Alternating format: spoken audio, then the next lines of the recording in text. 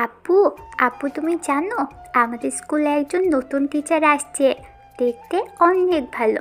আমাকে অনেকগুলো চকলেট দিছে। আমাকে অনেক আদর করে। রাইসা, তোমাকে বলেছি না বাইরের মানুষ তোমাকে কিছু দিলে নেবে না, তারপরও তুমি ওনার কাছ থেকে কেন নিলে? আপু, আমি তো নিতে চাইনি। ম্যাম আমাকে জোর করে দিছে। আজকের পর থেকে তুমি কখনো ওই টিচারের থেকে কিছু নেবে না। যদি তোমার টিচার কিছু বলে তাহলে বলবে আব্বু মানা করেছে। কথাটা মনে থাকবে? ঠিক আছে আপু, আমি আর কখনো ম্যামকে কিচ্ছু নেব না। ওকে, এখন রুমে গিয়ে পড়তে বসো। আব্বু তোমার রাফি চাচুর সাথে কথা বলবে। রাইসা ঠিক আছে বলে রুমে চলে গেল। তখন রাফি আমাকে বলল, তুই রাইসার সাথে এভাবে কথা বলছিস কেন? তুই তো জানিস রাইসা এখনও ছোট, তাই এখনও কিছু বুঝতে পারে না। তুই তো জানিস আমার রাইসাকে অন্য কেউ ভালোবাসলে আমি সহ্য করতে পারি না, তাহলে রাইসা আমাকে কম ভালোবাসবে? তোর ধারণা ভুল। সব মেয়েরা চায় মায়ের ভালোবাসা পেতে, কিন্তু রাইসা কখনো কি তার মায়ের ভালোবাসা পেয়েছে? পায়নি। তাই হয়তো টিচারের সাথে কথা বলতে ওর ভালো লেগেছে। আমি চাই না রাইসাকে অন্য কেউ ভালোবাসুক। রাইসার বাবাও আমি, মাও আমি। তাকে ঘিরে আমার সব। আমার বাবা মা থেকেও না থাকার মতো। আর আমি ওদের কখনো ক্ষমা করব না। তারা নিজেদের স্বার্থে আলাদা হয়ে গেছে। আমার কথা একটাবারও চিন্তা করলো না। দোষ করেছে তারা। আমার কি দোষ ছিল? তারা আমাকে এতিমের মতো রেখে চলে গেল কেন? কথাগুলো বলতে বলতে চোখ দিয়ে পানি পড়ে গেল। তখন রাফি বলল, থাক, কান্না করিস না। এটা তোর কপালে লেখা ছিল। আগের কথা ভুলে গিয়ে সামনের দিকে এগিয়ে চল। আমি তো তাদের কথা ভুলে গেছি। হঠাৎ তুই রাইসা বাবা মার কথা বললি, তাই ওদের কথা মনে পড়লো। আচ্ছা, ওসব কথা বাদ দে। আজকে মন্ত্রী বলেছে তার সাথে দেখা করতে। আমি বলছি তুই ফ্রি হলে দেখা করে আসবো। ঠিক আছে, চল এখন গিয়ে দেখা করে আসি।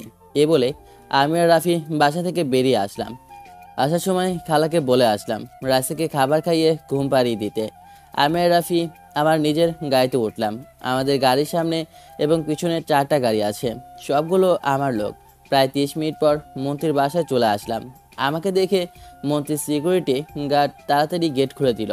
বাসার ভিতরে ঢুকে গাড়ি থেকে নেমে মন্ত্রীর বাসার দরজায় দাঁড়ালাম। রাফি কলিং বেলে চাপ দিল। কিছুক্ষণ পর আন্টি দরজা খুলে দিল। আমাকে আর রাফিকে দেখে বলল, আরে রাসেল, রাফি, তোমরা আসো, ভিতরে আসো। তা হঠাৎ আমার বাসায় কি মনে করে? আসলে আন্টি আঙ্কেল আমাকে দেখা করতে বলেছে, তাই আসলাম আর কি। তা আঙ্কেল কোথায়? তোমার আঙ্কেল তো ওয়াশরুমে আছে। তোমরা সোফায় বসো, আমি তোমাদের জন্য নাস্তা পাঠিয়ে দিচ্ছি। থাক আন্টি, লাগবে না। আঙ্কেল কি জন্য ডেকেছে কথাগুলো শুনে চলে যাব। আপনাকে কষ্ট করতে হবে না। তুমি একটু বেশি কথা বলো। আমি তোমার কোনো কথা শুনতে চাই না। আজকে রাতের খাবার খেয়ে তারপর বাসায় যাবে। এ বলে আন্টি চলে গেল। আসলে আন্টি অনেক ভালো একজন মানুষ, কিন্তু মন্ত্রী এতটাও ভালো না। এই কারণে আন্টির সাথে ভালোভাবে কথা বলি। আর আন্টি আমার জীবনের সব কাহিনী জানে। কিছুক্ষণ পর দেখি মন্ত্রী সাহেব ওপর থেকে নিচে নেমে আসলো। আমাকে দেখে বলল, আরে রাসেল, তুমি কখন আসলে? আসার সময় কোনো অসুবিধা হয়নি তো? আমার কোনো অসুবিধা হয়নি। কেন ডেকেছেন আগে সেটা বলেন। আমার হাতে সময় নেই, একটা কাজে যেতে হবে। তুমি তো জানো সামনে নির্বাচন আসছে। গেছেবার তো তোমার কারণে মন্ত্রী হয়েছে। আমি চাই এইবারও যেন কেউ মন্ত্রী হতে না পারে। এবার আমি থাকতে চাই। কথা ঘুরিয়ে পিছিয়ে না বলে সোজাসুজি বলেন, আমাকে কি করতে হবে? আমি চাই আমার বিপক্ষে প্রার্থী যেন এবার নির্বাচন করতে না পারে। তাকে তুমি বসিয়ে দেবে। তোমার যত টাকা লাগে আমি দেব। সেটা ঠিক আছে, কিন্তু টাকার অ্যামাউন্ট এবার বেশি লাগবে। 1 কোটি টাকা লাগবে। যদি দিতে পারেন তাহলে এই কাজটা হয়ে যাবে। ঠিক আছে, আমি রাজি আছি। তুমি এখন অ্যাডভান্স 50 লাখ নিয়ে যাও। কাজ শেষ হলে বাকি টাকা পেয়ে যাবে।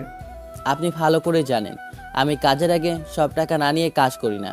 সো আগে টাকা পরিশোধ করতে হবে, তারপর আপনার কাজ হয়ে যাবে। ঠিক আছে, সালাম। রাসেলকে 1 কোটি টাকা দিয়ে দাও। ম্যানেজার ঠিক আছে বলে ভিতরে গিয়ে 1 কোটি টাকার একটা সুটকেস নিয়ে আসলো। মন্ত্রী আমার হাতে টাকা দিয়ে বলল, এই নাও, এখানে পুরো 1 কোটি টাকা আছে। আমার কাজটা যেন হয়ে যায়।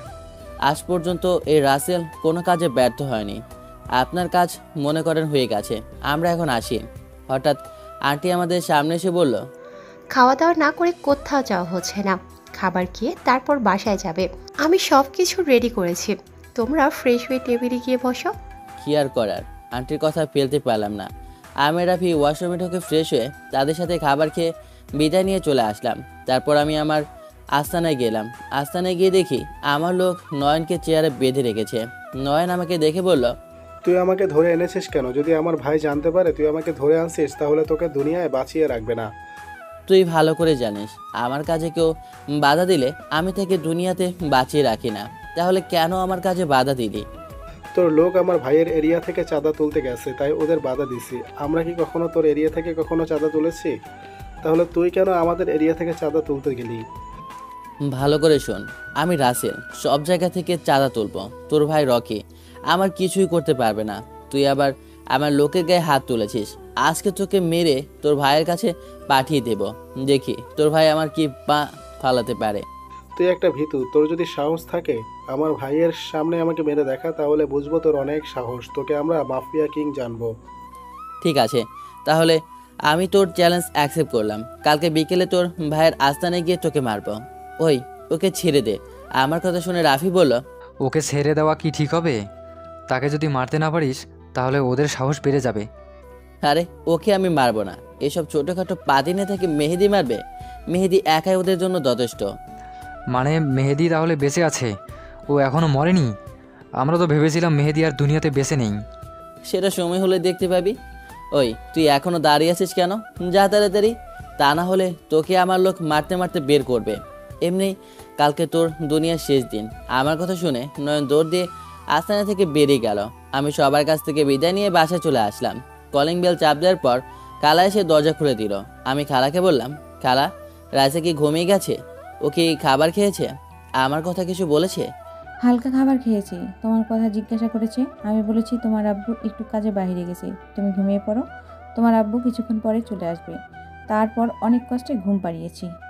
ও ঠিক আছে, আমি রুমে গেলাম। খাবার খাবো না, মন্ত্রীর বাসা থেকে খেয়ে আসি। তুমি খাবার খেয়েছো? তুমি তো জানো তুমি না আসা পর্যন্ত আমি খাবার খাই না। খালা, তোমার এই জিনিসটা আমার ভালো লাগে না। খালি খালি আমার জন্য না খেয়ে বসে থাকো কেন?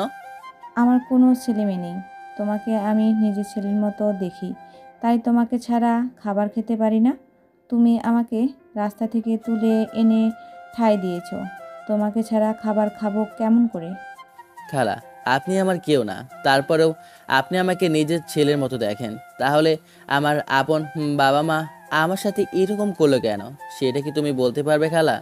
থাক বাবা, হয়তো তোমার কপালে লেখা ছিল। তুমি ওসব নিয়ে চিন্তা করো না, তুমি রুমে গিয়ে ফ্রেশ হয়ে শুয়ে পড়ো, আমি খাবার খেয়ে রুমে যাব। আমি ঠিক আছে বলে নিজের রুমে চলে আসলাম। রুমে এসে দেখি রাইসা কোলবালে জড়িয়ে ধরে ঘুমিয়ে আছে। মেয়েটার চেহারা দিকে তাকালে কেমন যেন খারাপ লাগে। ওর বাবা মা যদি বেঁচে থাকতো তাহলে মেয়েটা বাবা মা ছাড়া হতো না। আমারই ভুল ছিল রাইসার সাথে ওইভাবে কথা বলা। সব মেয়েরাই চায় তার বাবা মা তাকে আদর করুক, কোলে বসিয়ে খাবার খাইয়ে দিবে, কপালে চুমু দিয়ে স্কুলে পাঠাবে। তাহলে তাহলে রাইসার ব্যাপারে আপনাদের সংক্ষিপ্তভাবে ঘটনা খুলে পড়ি। আমি একদিন একটা কাজ শেষ করে বাসায় যাচ্ছিলাম। হঠাৎ আশেপাশে দেখি একটা মেয়ে বসে বসে কান্না করছে। তখন আমি গাড়ি থামিয়ে ওর কাছে গেলাম। তখন আমি ওকে বললাম, কি হয়েছে মামনি, তুমি এত রাতে এখানে বসে কান্না করছো কেন? তোমার আব্বু আম্মু কোথায়? মেয়েটা আমার দিকে তাকিয়ে আরো জোরে জোরে কান্না করতে করতে বলল, ওরা আমার আব্বু আম্মুকে মেরে ফেলেছে। ওই জঙ্গলে আমার আব্বু আম্মু পড়ে আছে। আপনি আমার আব্বু আম্মুকে বাঁচান, আমি আব্বু আম্মুকে ছাড়া থাকতে পারবো না। আমি মেয়েটার কথা শুনে জঙ্গলের ভিতরে গেলাম। ভিতরে ঢুকে দেখি মেয়েটা ঠিক কথা বলছে। আমি মেয়েটার কথা শুনে জঙ্গলের ভিতরে গেলাম। ভিতরে ঢুকে দেখি মেয়েটা ঠিক কথাই বলেছে। দুজন ছুরি দিয়ে আঘাত করে মেরে ফেলেছে। আমি তাদের নাকের ডগায় হাত দিয়ে দেখি তারা আর বেঁচে নেই। তারপর রাফি এবং আমার কিছু লোককে ফোন দিয়ে আসতে বললাম। তারা 10 মিনিটের মধ্যে চলে এসেছে। পরে রাইসার আব্বু আম্মুকে একটা কবরস্থানের সামনে একটা হুজুরকে খবর দিয়ে এনে তাদের জানাজা দিয়ে দাফন করলাম। তারপর আমি রাইসাকে আমার বাসায় নিয়ে আসি। রাইসা ঠিক হতে প্রায় 3 মাস সময় লেগে গেছে। আমি সবসময় রাইসার পাশেই ছিলাম। তাকে বলেছি এখন আমি তার সব। আজকে থেকে আমি তার বাবা মা। এরপর একটা কেজি স্কুলে ভর্তি করে দিলাম। আমার লোক তাকে প্রতিদিন নিয়ে যায় এবং নিয়ে আসে। এ ছিল রাইসার কাহিনী। এবার বর্তমানে ফিরা যাক। আমি আপনাদের এখনো পরিচয় দিইনি, অনেক কথা বলে ফেলেছি। শুধু আমার নামটা জেনে রাখুন, আমি রাসেল। সবাই মাফিয়া কিং নামে চেনে। আর কিছু জানা লাগবে না, গল্পের সাথেই থাকুন, সব কিছু জানতে পারবেন। আমার কোনো কিছু না ভেবে ঘুমিয়ে পড়লাম। রাইসার কপালে একটা চুমু দিলাম, তারপর রাইসাকে জড়িয়ে ধরে শুয়ে পড়লাম। পরের দিন সকালে রাইসা আমাকে ডাকতে লাগলো। আমি ঘুম ঘুম চোখে বললাম, কি হয়েছে মামনি, এত সকাল সকাল ডাকছো কেন? আব্বু আরেকটু ঘুমাবো। আপু, আজকে তুমি আমাকে স্কুলে নিয়ে আসো। অনেক দিন হয়েছে তুমি আমাকে স্কুলে দিয়ে আসো না। মামনি, আজকে আমার শরীরটা ভালো লাগছে না, আরেকদিন তোমাকে নিয়ে যাব। আজকে তুমি ওদের সাথে যাও। না, আজকে তুমি আমাকে স্কুলে নিয়ে যাবে, আমি তোমার লোকের সাথে যাব না। তুমি যদি আমাকে না নিয়ে যাও তাহলে আমি স্কুলে যাব না। কি আর করার। রাইসা জোড়াজুড়িতে শোয়া থেকে উঠে রাইসাকে বললাম, ঠিক আছে মামনি, তুমি রেডি হয়ে নিচে গিয়ে নাস্তার টেবিলে বসো, আব্বুর জন্য অপেক্ষা করো, আব্বু ফ্রেশ হয়ে আসছে। ঠিক আছে আব্বু, তুমি আমার লক্ষ্মী আব্বু, তুমি আমার বেস্ট আব্বু। রাইসা আমার কপালে একটা চুমু দিয়ে রেডি হতে লাগলো। আমি দাঁড়িয়ে না থেকে ওয়াশরুমে ঢুকে ফ্রেশ হয়ে আসলাম। রাইসা রেডি হয়ে নিচে চলে গেল। আমি একটা জামা গায়ে দিয়ে নিচে চলে আসলাম। চোখে এখনও অনেক ঘুম, রাতে দেরি করে ঘুমিয়েছি তো তাই। আমি নিচে এসে রাইসার পাশে একটা চেয়ার টেনে বসলাম। রাইসাকে নিজের হাতে নাস্তা খাইয়ে দিতে লাগলাম, সাথে আমিও খাচ্ছি। বাপ মেয়ে নাস্তা করে বাসা থেকে বেরিয়ে গাড়ি নিয়ে রাইসা স্কুলে যেতে লাগলাম। রাইসা প্রথম শ্রেণীতে পড়ে। আমার সামনে পিছিয়ে আমার লোক গাড়ি নিয়ে আসে। কিছুক্ষণ পর রাইসা স্কুলের সামনে চলে আসলাম। রাইসা গাড়ি থেকে নামার পর হঠাৎ একটা মেয়ে আমাদের সামনে আসলো। আমি মেয়েটাকে দেখে পুরো অবাক হয়ে গেলাম। ও এখানে কেমন করে? ও তো ওর পাশে তো দিনাজপুরে, তার মানে এখানে শিক্ষকতা করতে আসে, কিন্তু ওদের তো কোনো কিছুরই কমতি নেই, তাহলে এখানে কেন আসলো? আগের থেকে অনেক সুন্দর লাগছে তাকে। হঠাৎ রাইসার ডাকে ধ্যান ভাঙলো। রাইসা বলল, আপু, তুমি কোথায় হারিয়ে গেলে? তোমাকে সে কখন থেকে ডাকছি। উনি হচ্ছেন আমাদের নতুন টিচার, তোমাকে ওনার কথা গতকাল বলছি। রাইসার কথা শুনে পায়েল বলল, কেমন আছো রাসেল? তোমাকে অনেক বছর পরে দেখছি। তোমার মেয়েটা কিন্তু অনেক লক্ষ্মী। পায়েলের কথা শুনে আমি বললাম, আলহামদুলিল্লাহ আমি ভালো আছি। তা বড়লোক বাবার একমাত্র মেয়ে হঠাৎ কেজি স্কুলে চাকরি করতে আসলেন কেন? আপনাদের তো টাকা পয়সার অভাব নেই। পায়েল আমার কথা শুনে বলল, আসলে আমি এখানে চাকরি করতে আসি নাই। আমার এক বান্ধবী স্কুলে চাকরি করে, তার মা অনেক অসুস্থ, তাই ওর হয়ে আমি এখানে আসি। সীমার আম্মু ভালো হয়ে গেলে আমি বাসায় ফিরে যাব। তা তুমি এখন কি করো? তোমার স্ত্রী কেমন আছে? আমার কাজ হচ্ছে খারাপ মানুষের ক্ষতি করা। তুমি হয়তো বাংলাদেশের একজন মাফিয়ার নাম শুনেছ। সেই মাফিয়া কিং আমি, রাসেল। আর আমার সাথে যাদের দেখেছো ওরা সবাই আমার লোক। তুমি তো এরকম কখনো ছিলে না, হঠাৎ তুমি এই পথে গেলে কেন? তুমি তো অনেক ভালো একজন ছেলে ছিলে, সবাই তোমার অনেক সুনাম করতো। সেটা অনেক কাহিনী, তাই আমি কাউকে বলতে চাই না। আর তুমি বলছো না আমার স্ত্রী কেমন আছে? আমি এখনও বিয়ে করিনি, আর করার কোনো ইচ্ছেই নেই। তা এখন তোমার কি সেই অহংকার আছে? সবার সাথে কি বাবার ক্ষমতা দেখাও? আমি এখন বাবার ক্ষমতা দেখাই না, আমি আগের থেকে ভালো হয়ে গেছি। আমি নিজের ভুল বুঝতে পেরেছি। আচ্ছা, রাইসা তাহলে কোথায় থেকে আসলো? আর ও তোমাকে বাবা বলে ডাকে কেন? আসলে রাইসার আব্বু আম্মুকে কারা যেন মেরে ফেলেছে, তারপর সব কিছু খুলে বলি। এরপর রাইসাকে আমার বাসায় নিয়ে আসে। রাইসা আমাকে বাবা বলে ডাকে। আমি রাইসাকে নিয়ে সারা জীবন কাটিয়ে দিতে চাই। তুমি যে কাজ করতে আছো, এই কাজে বেঁচে থাকার গ্যারান্টি নেই। তোমাকে যদি সন্ত্রাসীরা মেরে ফেলে তাহলে তো রাইসা পুরো একা হয়ে যাবে। তুমি এই কাজটা ছেড়ে দাও। তোমাকে আমি বলি নাই আমাকে জ্ঞান দিতে। আমাকে কেউ কিছু করতে পারবে না, একমাত্র আল্লাহ ছাড়া। তুমি রাইসাকে নিয়ে ভেতরে যাও, আমার একটা কাজ আছে, সেখানে যেতে হবে। আমি কাজটা শেষ করে রাইসাকে নিয়ে যাব। এ কথা বলে আমার লোকগুলোকে নিয়ে নিজের কাজে যেতে লাগলাম। মোবাইল বের করে মেহেদিকে ফোন দিলাম। মেহেদি ফোন রিসিভ করার পর বলল, কিরে, কি অবস্থা তোর? হঠাৎ ফোন দিলে যে, কোনো কাজ আছে নাকি? আমি ভালো আছি। তোকে যে কারণে ফোন দিয়েছি, সবাইকে ট্রেনিং দেওয়া কি হয়ে গেছে? হুম, সবাইকে ট্রেনিংয়ে দেওয়া হয়ে গেছে। এখন আমরা নিচ থেকে উঠতে পারি। যে ট্রেনিং দিছি সবাইকে, ওদের একজনের সাথে 5-6টা কিছু না। শুনে খুশি হলাম। এখন তাদের নিয়ে উপরে উঠে আয়। রনির আস্তানে গিয়ে নয়নকে তার সামনে মেরে আসবে। যদি মারতে পারিস তাহলে আমাকে মাফিয়া কিং বলে জানবে। আরে ওদের তো টোকাই মাস্তানকে মারতে আমার লোকগুলোই যথেষ্ট। তুই কোনো চিন্তা করিস না, তোর কাজ হয়ে যাবে। তা কোনো সময় যেতে হবে। আর এখন তুই কোথায়? তুই ওদের নিয়ে বিকেল 5টায় রনির আস্তানায় যাবি। আর আমি এখন রাফি এবং কিছু লোক নিয়ে মন্ত্রীর বিপক্ষ প্রার্থীর বাসায় যাচ্ছি। ওকে বসিয়ে দিতে হবে। এই কাজের জন্য মন্ত্রী 1 কোটি টাকা দিয়েছে। ঠিক আছে, তুই তাহলে এই কাজ শেষ করে আয়, আমি সবাইকে রেডি করছি। নয়নকে মেরে তোর কাছে ফোন দিয়ে জানিয়ে দিব। আমি ঠিক আছে বলে ফোনটা কেটে দিলাম। প্রায় 30 মিনিট পর মন্ত্রীর বিপক্ষ প্রার্থীর বাসায় চলে আসলাম। সিকিউরিটি গার্ড আমাদের আটকালে রাফি ঠাস করে 2টা থাপ্পড় মেরে দেয়। সিকিউরিটি গার্ড আর কোনো কথা বলে নাই, গালে হাত দিয়ে চুপ হয়ে গেছে। আমরা সবাই বিপক্ষ প্রার্থীর দরজার সামনে দাঁড়িয়ে কলিং বেলে চাপ দিলাম। কিছুক্ষণ পর একজন মায়ের বয়সী লোক এসে দরজা খুলে দিল। দেখে মনে হচ্ছে বিপক্ষ প্রার্থীর স্ত্রী। আমাকে আর রাফিকে দেখে বলল, তোমরা কারা? আমার বাসায় কি? আপনার স্বামী কোথায়? তাকে একটু ডাক দেন, তার সাথে আমাদের কিছু কথা আছে। কথাগুলো বলে আমরা চলে যাব। রাফির কথা শুনে মহিলা আমাদের ভিতরে গিয়ে বসতে বলল। তারপর মহিলা ভিতরে চলে গেল। আমি আর রাফি ভিতরে ঢুকে চারপাশে তাকিয়ে দেখতে লাগলাম। মনে মনে বললাম, হায় রে, সব কিছু অবৈধ টাকায় করা। কিছুক্ষণ পর বিপক্ষ প্রার্থী আমাদের সামনে আসলো। আমাকে দেখে চিনে ফেলেছে। তখন আমাকে বলল, আরে রাসেল, তুমি আমার বাসার সামনে কেন? আমার লোকেরা কি তোমার কোনো ক্ষতি করেছে? তুমি শুধু একবার বলো, আমি তোমার সামনে ওদের কঠিন শাস্তি দিব। আরে আমার কেউ কিছু করে নাই, আর কারো করার সাহসও নাই। আমি যেটা বলার জন্য এসেছি। শুনেছি আপনি নাকি এবার মন্ত্রী নির্বাচন করবেন।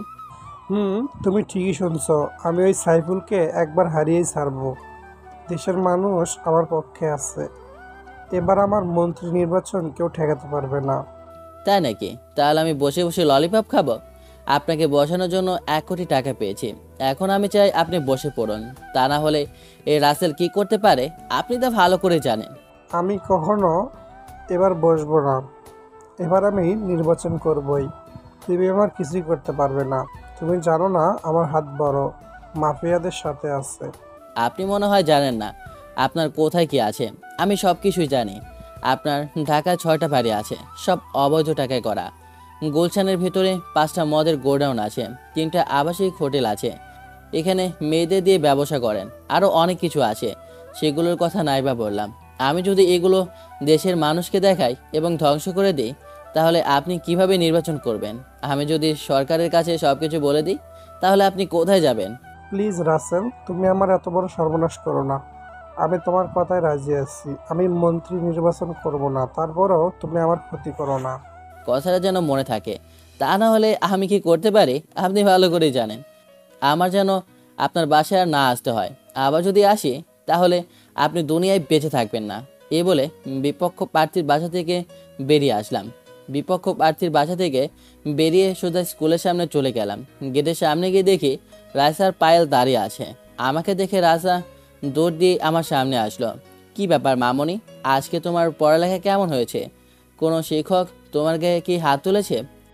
না আপু, স্কুলের সবাই অনেক ভালো, আমাকে সবাই আদর করে। আপু, ম্যাম তোমাকে কিছু কথা বলবে। ম্যাম, আপনি কি বলবেন আপুকে? রাইসার কথা শুনে পায়েল আমার সামনে এসে বলল, আসলে রাসেল, এখানে আমাকে কি একটা বাসা নিয়ে দিতে পারবে? সীমার বাসায় থাকতে আমার ভালো লাগছে না। তাতে 2টা রুম, একটাই ওর আব্বু আম্মু ঘুমায়, আরেকটাই সীমা আর ওর ভাই ঘুমায়। তার উপরে আমি, তাই বলছি আমাকে একটা বাসা খুঁজে দাও না। পায়েলের কথা শুনে রাইসা আমাকে বলল, আপু, তুমি ম্যামকে আমাদের বাসায় নিয়ে চলো। এখন থেকে ম্যাম আমাদের বাসায় থাকবে, আমাদের সাথে খেলবে, একসাথে কার্টুন দেখবে। আমার কাছে অনেক ভালো লাগবে। প্লিজ আপু, তুমি না করো না। রাইসার কথা শুনে আর মানা করতে পারলাম না। তাই আমি পায়েলকে বললাম, তুমি আমার বাসায় থাকতে পারো, তবে আমার কোনো কিছুতে কথা বলতে পারবে না। আমি কখন কি করি, কোথায় যাই, অনেক রাতে বাসায় ফিরি কেন, এসব কথা আমাকে বলতে পারবে না। শুধু রাইসার কথা ভেবে তোমাকে বাসায় নিয়ে যাচ্ছি। ঠিক আছে, আমি তোমার কোনো কিছুতেই কথা বলবো না। শুধু কিছুদিনের জন্য সীমার আম্মু অসুস্থ হলেই, সুস্থ হলেই আর কি আমি বাসায় ফিরে যাব।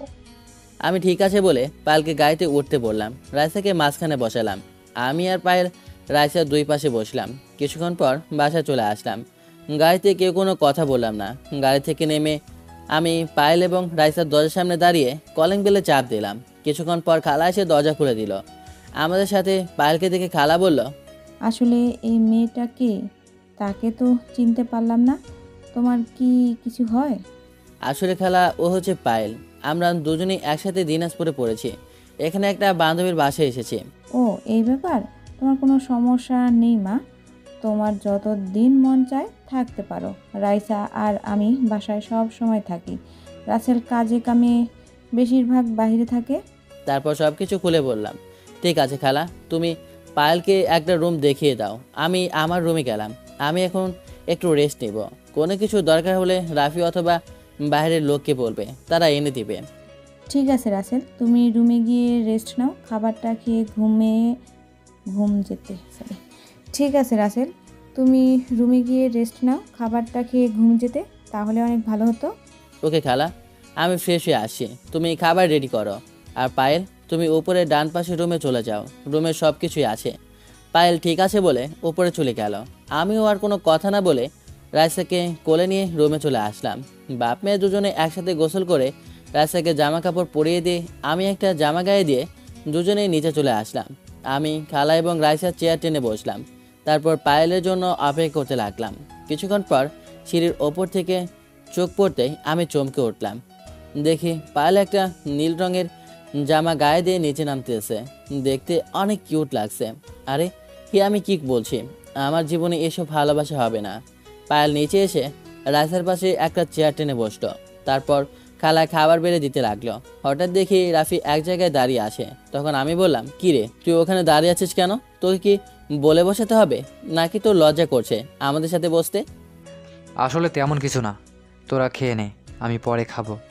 আর একটা কথা বলবি তো তোর মাথা ফাটিয়ে ফেলব। তাড়াতাড়ি চেয়ার টেনে বস। রাফি আর কোনো কথা না বলে একটা চেয়ার টেনে বসলো। খালাও আমাদের সাথে বসে পড়লো। সবাই মিলে খাবার খাচ্ছি। আমি রাইসাকে খাইয়ে দিতে লাগলাম, নিজেও খেতে লাগলাম। হঠাৎ রাইসা বলল, ম্যাম, আপনি একা একা খাচ্ছেন, আমাকে খাইয়ে দিবেন না? আমার খুব ইচ্ছে করছে আপনার হাতে খাবার খেতে। সরি রাইসা, আমি মনে করেছি তুমি তোমার আব্বুর হাতে ছাড়া অন্য কারোর হাতে খাবার খাও না, তাই তোমাকে বলি নাই। তুমি হাঁ করো, আমি তোমাকে খাইয়ে দিচ্ছি। পায়েলের কথা মতো রাইসা হা করলো। তারপর পায়েল রাইসাকে খাবার খাইয়ে দিতে লাগলো। আমি মনে মনে বলছি, রাইসা এই 2 দিনে পায়েলকে কত আপন করে নিয়েছে। আমাদের কাছেও অনেক ভালো লাগছে। সারাদিন কাজের মধ্যে থাকে, রাইসাকে ঠিকভাবে সময় দিতেই পারে না। রাইসা কি সুন্দর করে পায়েলের হাতে খাবার খাচ্ছে। আমার খাওয়া শেষ হলে আমি রুমে চলে আসি। তারপর বিছানায় শুয়ে একটা ঘুম দিলাম। হঠাৎ মোবাইলের শব্দে ঘুম ভেঙে গেল। ঘড়ির দিকে তাকিয়ে দেখি সন্ধ্যা হয়ে গেছে। তারপর মোবাইল হাতে নিয়ে দেখি মেহেদি ফোন দিয়েছে। আমি ফোন রিসিভ করার পর মেহেদি বলল, রাসেল, কাজ শেষ। নয়নের শরীফ থেকে মাথা আলাদা করে ফেললাম। রনিকে পায়ের মধ্যে 2টা গুলি করেছি। রনি তার ভাইয়ের মরা দেহ সামনে বসে কান্না করছে। আসার সময় রনিকে ওয়ার্নিং দিয়ে এসেছি, আর কখনো যেন তোর কাজে বাধা না দেয়। যদি কখনো দেয় তাহলে ওর ভাইয়ের মতো তাকেও উপরে ফাটিয়ে দিব। শুনে খুব খুশি হলাম। রনি হয়তো আমাকে ছোটোখাটো মাস্তান মনে করেছে। আমার পাওয়ার সম্বন্ধে তার কোনো আইডিয়াই নেই। ও হিংস্র শৃঙ্গের গুহায় পা দিয়েছে। ঠিক কথা বলেছিস। এখন বল, আমরা কি করব? আর কি মাটির নিচে চলে যাব, নাকি উপরে থাকবো? না, তোর আর ওপরে থাকার দরকার নেই। তোরা আবার নিচে চলে যা, দরকার হলে আমি তোকে জানাবো। মেহেদি ঠিক আছে বলে ফোনটা কেটে দিল।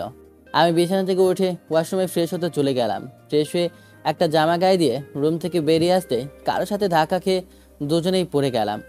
যার সাথে ধাক্কা খেলাম সে আর কেউ নয়, পায়েল। পায়েলের ঠোঁটের সামনে আমার ঠোঁট। পায়েল ঘন ঘন নিঃশ্বাস নিচ্ছে। দুজন দুজনের দিকে তাকিয়ে আছে। ইচ্ছে করছে পায়েলের ঠোঁটের সাথে ঠোঁট লাগিয়ে দিতে, কিন্তু আমি নিজেকে কন্ট্রোল করে তাড়াতাড়ি উঠে গেলাম। আমি এক হাত বাড়িয়ে পায়েলকে উঠালাম। তখন পায়েল বলল, সরি, আমি তোমাকে দেখতে পাইনি। তুমি এখনো ঘুমিয়ে আছো, তাই তোমাকে ডাক দিয়ে রুমে ঢুকেছিলাম। হঠাৎ তুমিও রুম থেকে বেরিয়ে আসলে। সমস্যা নেই, আমি কিছু মনে করিনি। আর রাইসা কোথায়? রাইসা আমার রুমে পড়তে বসেছে, তাকে পড়া দেখিয়ে তোমাকে ডাকতে আসলাম। ঠিক আছে, আমি বাইরে গেলাম, ফিরতে রাত হতে পারে। তুমি রাইসাকে খাবার খাইয়ে দিয়ে ঘুম পাড়িয়ে দিও। বলছি, যদি কিছু মনে না করো, একটা কথা বলি।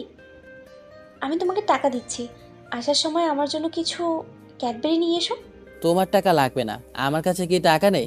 আমি বসে বসে খেলেও আমার টাকা ফুরাবে না। পায়েল আর কোনো কথা বলো না। আমি বাসা থেকে বেরিয়ে আসার পর রাফি আমার সাথে আসলো। আর আমার লোক সবসময় আমার সাথে থাকে, তার একটা কাজ আছে। আর একটা কাজে গেলাম, কাজটা শেষ করে আসতে একটু বেশি রাত হয়ে গেছে। আসার সময় পায়েলের কথা মতো 1 কার্টন ক্যাডবেরি নিয়ে আসলাম। বাসায় আসার পর দরজার সামনে দাঁড়িয়ে কলিং বেলে চাপ দেওয়ার পর পায়েল এসে দরজা খুলে দিল। আমি পায়েলকে দেখে বললাম, কি ব্যাপার, তুমি এখনো জেগে আছো কেন? রাইসা কি ঘুমিয়ে গেছে? তাকে খাবার খাইয়ে ঘুম পাড়িয়ে দিলাম। আমি তোমার জন্য অপেক্ষা করতে লাগলাম। খালা এতক্ষণ ছিল, আমি ওনাকে রুমে পাঠিয়ে দিয়েছি। তো তুমি এত রাতে জেগে আছো কেন? তোমাকে বাসা থেকে বেরিয়ে যাওয়ার সময় বলেছি না আজ আমার আসতে রাত হবে? ওটা কোনো ব্যাপার না, আর আমার ঘুম আসছিল না। আমার ক্যাডবেরি কোথায়? এই যে তোমার ক্যাডবেরি, এক কার্টুন নিয়ে এসেছি, রাইসার তুমি খাবে। এ বলে কার্টুনটা পায়েলের হাতে দিয়ে নিজের রুমে চলে আসলাম। ওয়াশরুমে ঢুকে ফ্রেশ হয়ে বিছানায় শুয়ে মোবাইল টিপতে টিপতে ঘুমিয়ে পড়লাম। এবার চলুন পায়েলের ব্যাপারটা খুলে বলে সংক্ষিপ্তভাবে। দিনাজপুর হচ্ছে আমার নানার বাড়ি। নানার বাড়িটা দিনাজপুর টাউনে ছিল। আমি ওখান থেকে পড়াশোনা করেছি এসএসসি পর্যন্ত। পায়েলও আমার সাথে পড়তো। পায়েল ছিল বড়লোক বাবার একমাত্র মেয়ে। তার অনেক অহংকার ছিল, কিন্তু আমার কোনো অহংকার ছিল না। পায়েল আমার গায়ে 2-3 বার হাত তুলেছে, তবে আমি সাথে সাথে তাকে পাল্টা আঘাত করেছি। পায়েল স্কুলের সকল ছাত্রছাত্রীদের সাথে খারাপ ব্যবহার করত, বাবার ক্ষমতা দেখিয়ে চলতো। এভাবে হাই স্কুল জীবন শেষ করি। তারপর আব্বু আম্মু আমাকে ঢাকায় নিয়ে আসে। ঢাকায় আসার পর এখানে একটা কলেজে ভর্তি হই। খুব সুন্দরভাবে চলছিল আমাদের সংসার। দেখতে দেখতে আমি ইন্টার পাস করি। এরপর হঠাৎ একটা জ্বর এসে সব কিছু এলোমেলো করে দেয়। একদিন আব্বু আম্মুর সাথে কিছু কথা নিয়ে কাটাকাটি হয়। আব্বু আম্মুর গায়ে হাত তোলে। আম্মু রাতে 2 দিন পর কাউকে কিছু না বলে কানাডা চলে যায়। এর কিছুদিন পর আব্বু আরেকটা বিয়ে করে নতুন বউকে নিয়ে আমেরিকায় চলে যায়। তারা আমার কথা একটাবারও চিন্তা করলো না। তারা নিজেদের স্বার্থটাই বুঝল। এরপর থেকে আব্বু আম্মুর ওপর রাগ এবং ঘৃণা জন্ম নেয়। এরপর আমি খারাপ ছেলেদের সাথে মেলামেশা শুরু করে দেই। আস্তে আস্তে আমি হয়ে যাই একজন মাফিয়া কিং। তবে আমি ভালো মানুষের কোনো ক্ষতি করি না, খারাপ মানুষের ক্ষতি করি। বাংলাদেশের বড় বড় নেতার সাথে আমার পরিচয় হয়। কার কোথায় কী আছে, কে কী করে, সব কিছু আমার জানা আছে। যদি আব্বু আম্মু আমার সাথে থাকতো তাহলে কখনো আমি এই পথ বেছে নিতাম না। তাদের কারণে আজকে আমি খারাপ হয়েছি। এখন হয়তো আপনারা বলবেন, আমি টাকার বিনিময়ে কাজ করি কেন? এই টাকা দিয়ে আমি কি করি? এই টাকা দিয়ে আমি ভালো কাজ করি। তবে কি কাজ করি সেটা আর একটু সামনে গেলেই জানতে পারবেন। দেখতে দেখতে 15 থেকে 20 দিন চলে গেল। আমি কেমন যেন পায়েলের প্রতি দুর্বল হয়ে পড়েছি। রাইসা এখন পায়েলকে ছাড়া কিছুই বোঝে না। পায়েল রাইসাকে নিজের মেয়ের মতো আদর যত্ন করে। এখন আমি বেশি রাত করে বাসায় ফিরি না, কারণ পায়েল সবসময় আমার জন্য রাত জেগে অপেক্ষা করে। তাকে বললেও শোনে না, তাই রাতে তাড়াতাড়ি বাসায় ফিরে আসি। সকালে সবাই একসাথে বসে নাস্তা করছি। পায়েল নিজ হাতে রাইসাকে নাস্তা খাইয়ে দিয়েছে। রাইসা আমাকে বলল, আপু, আজকে তো শুক্রবার, চলো না আজকে তো আমাকে আর ম্যামকে বাইরে ঘুরতে নিয়ে যাবে। ঠিক আছে মামনি, তুমি আর তোমার ম্যাম নাস্তা করে রেডি থেকো। তোমাদের আজকে কয়টা জায়গায় নিয়ে যাব। তুই যদি আজকে ঘুরতে যাস তাহলে ওই কাজটা করবি না। আমরা কিন্তু 20 লাখ টাকা নিয়ে নিছি। সেটা কালকে করব। আজকে আমার রাইসা মামনিকে নিয়ে ঘুরতে যাব। সারাদিন বাসায় থাকে, কোথায় নিয়ে যেতে পারে না কাজের জন্য। তুই আজকে সবাইকে বলে দে আজকে সবার ছুটি। রাবি ঠিক আছে বলে নাস্তা খেতে লাগলো। আমি নাস্তা করে রুমে চলে আসলাম। তারপর একটা কোট গায়ে দিলাম। কোট গায়ে দিয়ে রুম থেকে বেরিয়ে নিচে এসে রাইসার পায়েলের জন্য অপেক্ষা করতে লাগলাম। হঠাৎ রাফি আমার সামনে এসে বলল, রাসেল, কিছুক্ষণ আগে আমাদের লোক ফোন দিয়ে বলেছে রনি নাকি তোকে মারার জন্য রকির সাথে হাত মিলিয়েছে। তুই ওদের নিয়ে একা একা বের হওয়া ঠিক হবে না, যদি পথে তোর ওপর আক্রমণ করে। ঠিক বলেছিস, তুই আমাদের সব লোককে বলে দে আজকে যেন ছুটি না কাটায়। সেটা তুই বলার আগেই সবাইকে আমি বলে দিয়েছি। সবাই বাইরে গাড়ি নিয়ে তোদের জন্য অপেক্ষা করছে। খুব ভালো করেছিস, তাহলে তুইও রেডি হয়ে নে, আর সাথে আমার জিনিসগুলো নিয়ে নিবি। সেটা নিয়ে তোকে ভাবতে হবে না, আমি এখনই সবগুলো গাড়িতে নিচ্ছি। তুই রাইসা আর পায়েলকে নিয়ে বের হ। এই বলে রাফি চলে গেল। হঠাৎ সিঁড়ির উপর চোখ পড়তেই আমি পুরো অবাক হয়ে গেলাম। আজকে পায়েলকে অনেক সুন্দর লাগছে। নীল রঙের একটা শাড়ি পরেছে। তাহলে সেই বড়লোকের মেয়ে এখন শাড়ি পরতে পারে।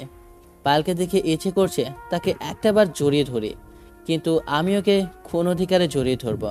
সে তো আমার ভালোবাসার মানুষ না, আমার বউ না। তাহলে কেন আমি তাকে জড়িয়ে ধরব? হঠাৎ রাইসার ধাক্কায় ধ্যান ভাঙল। তখন রাইসা বলল, আপু দেখো তো আমাকে এবং ম্যামকে কেমন লাগছে। ম্যাম আমাকে সাজিয়ে দিছে। অনেক সুন্দর লাগছে মামনি, এখন চলো আমরা বেরিয়ে পড়ি। পায়েলের হঠাৎ মুখটা কেমন যেন হয়ে গেল। পায়েল মনে করেছে আমি তাকে বলবো শাড়িতে তোমাকে অনেক সুন্দর লাগছে আর তার প্রশংসা করব। আমরা বাসা থেকে বেরিয়ে আমার গাড়িতে উঠলাম। আজকে আমি গাড়ি চালাবো। পায়েল আর রাইসা আমার সাথে সামনে সিটে বসলো। রাফি সহ আমাদের সাথে মোট 10টা গাড়ি আসছে। প্রথমে একটা হাসপাতালের সামনে গেলাম, তারপর পায়েল এবং রাইসাকে গাড়ি থেকে নামতে বললাম। রাইসার পায়েল গাড়ি থেকে নামার পর সিকিউরিটি গার্ড আমাকে দেখে সালাম দিল। সবাইকে নিয়ে হাসপাতালের ভিতরে ঢুকলাম। হাসপাতালের ভিতরে ঢুকে ম্যানেজারের কেবিনে গেলাম। ম্যানেজার আমাকে দেখে দাঁড়িয়ে সালাম দিল আর বলল, স্যার আপনি আসবেন?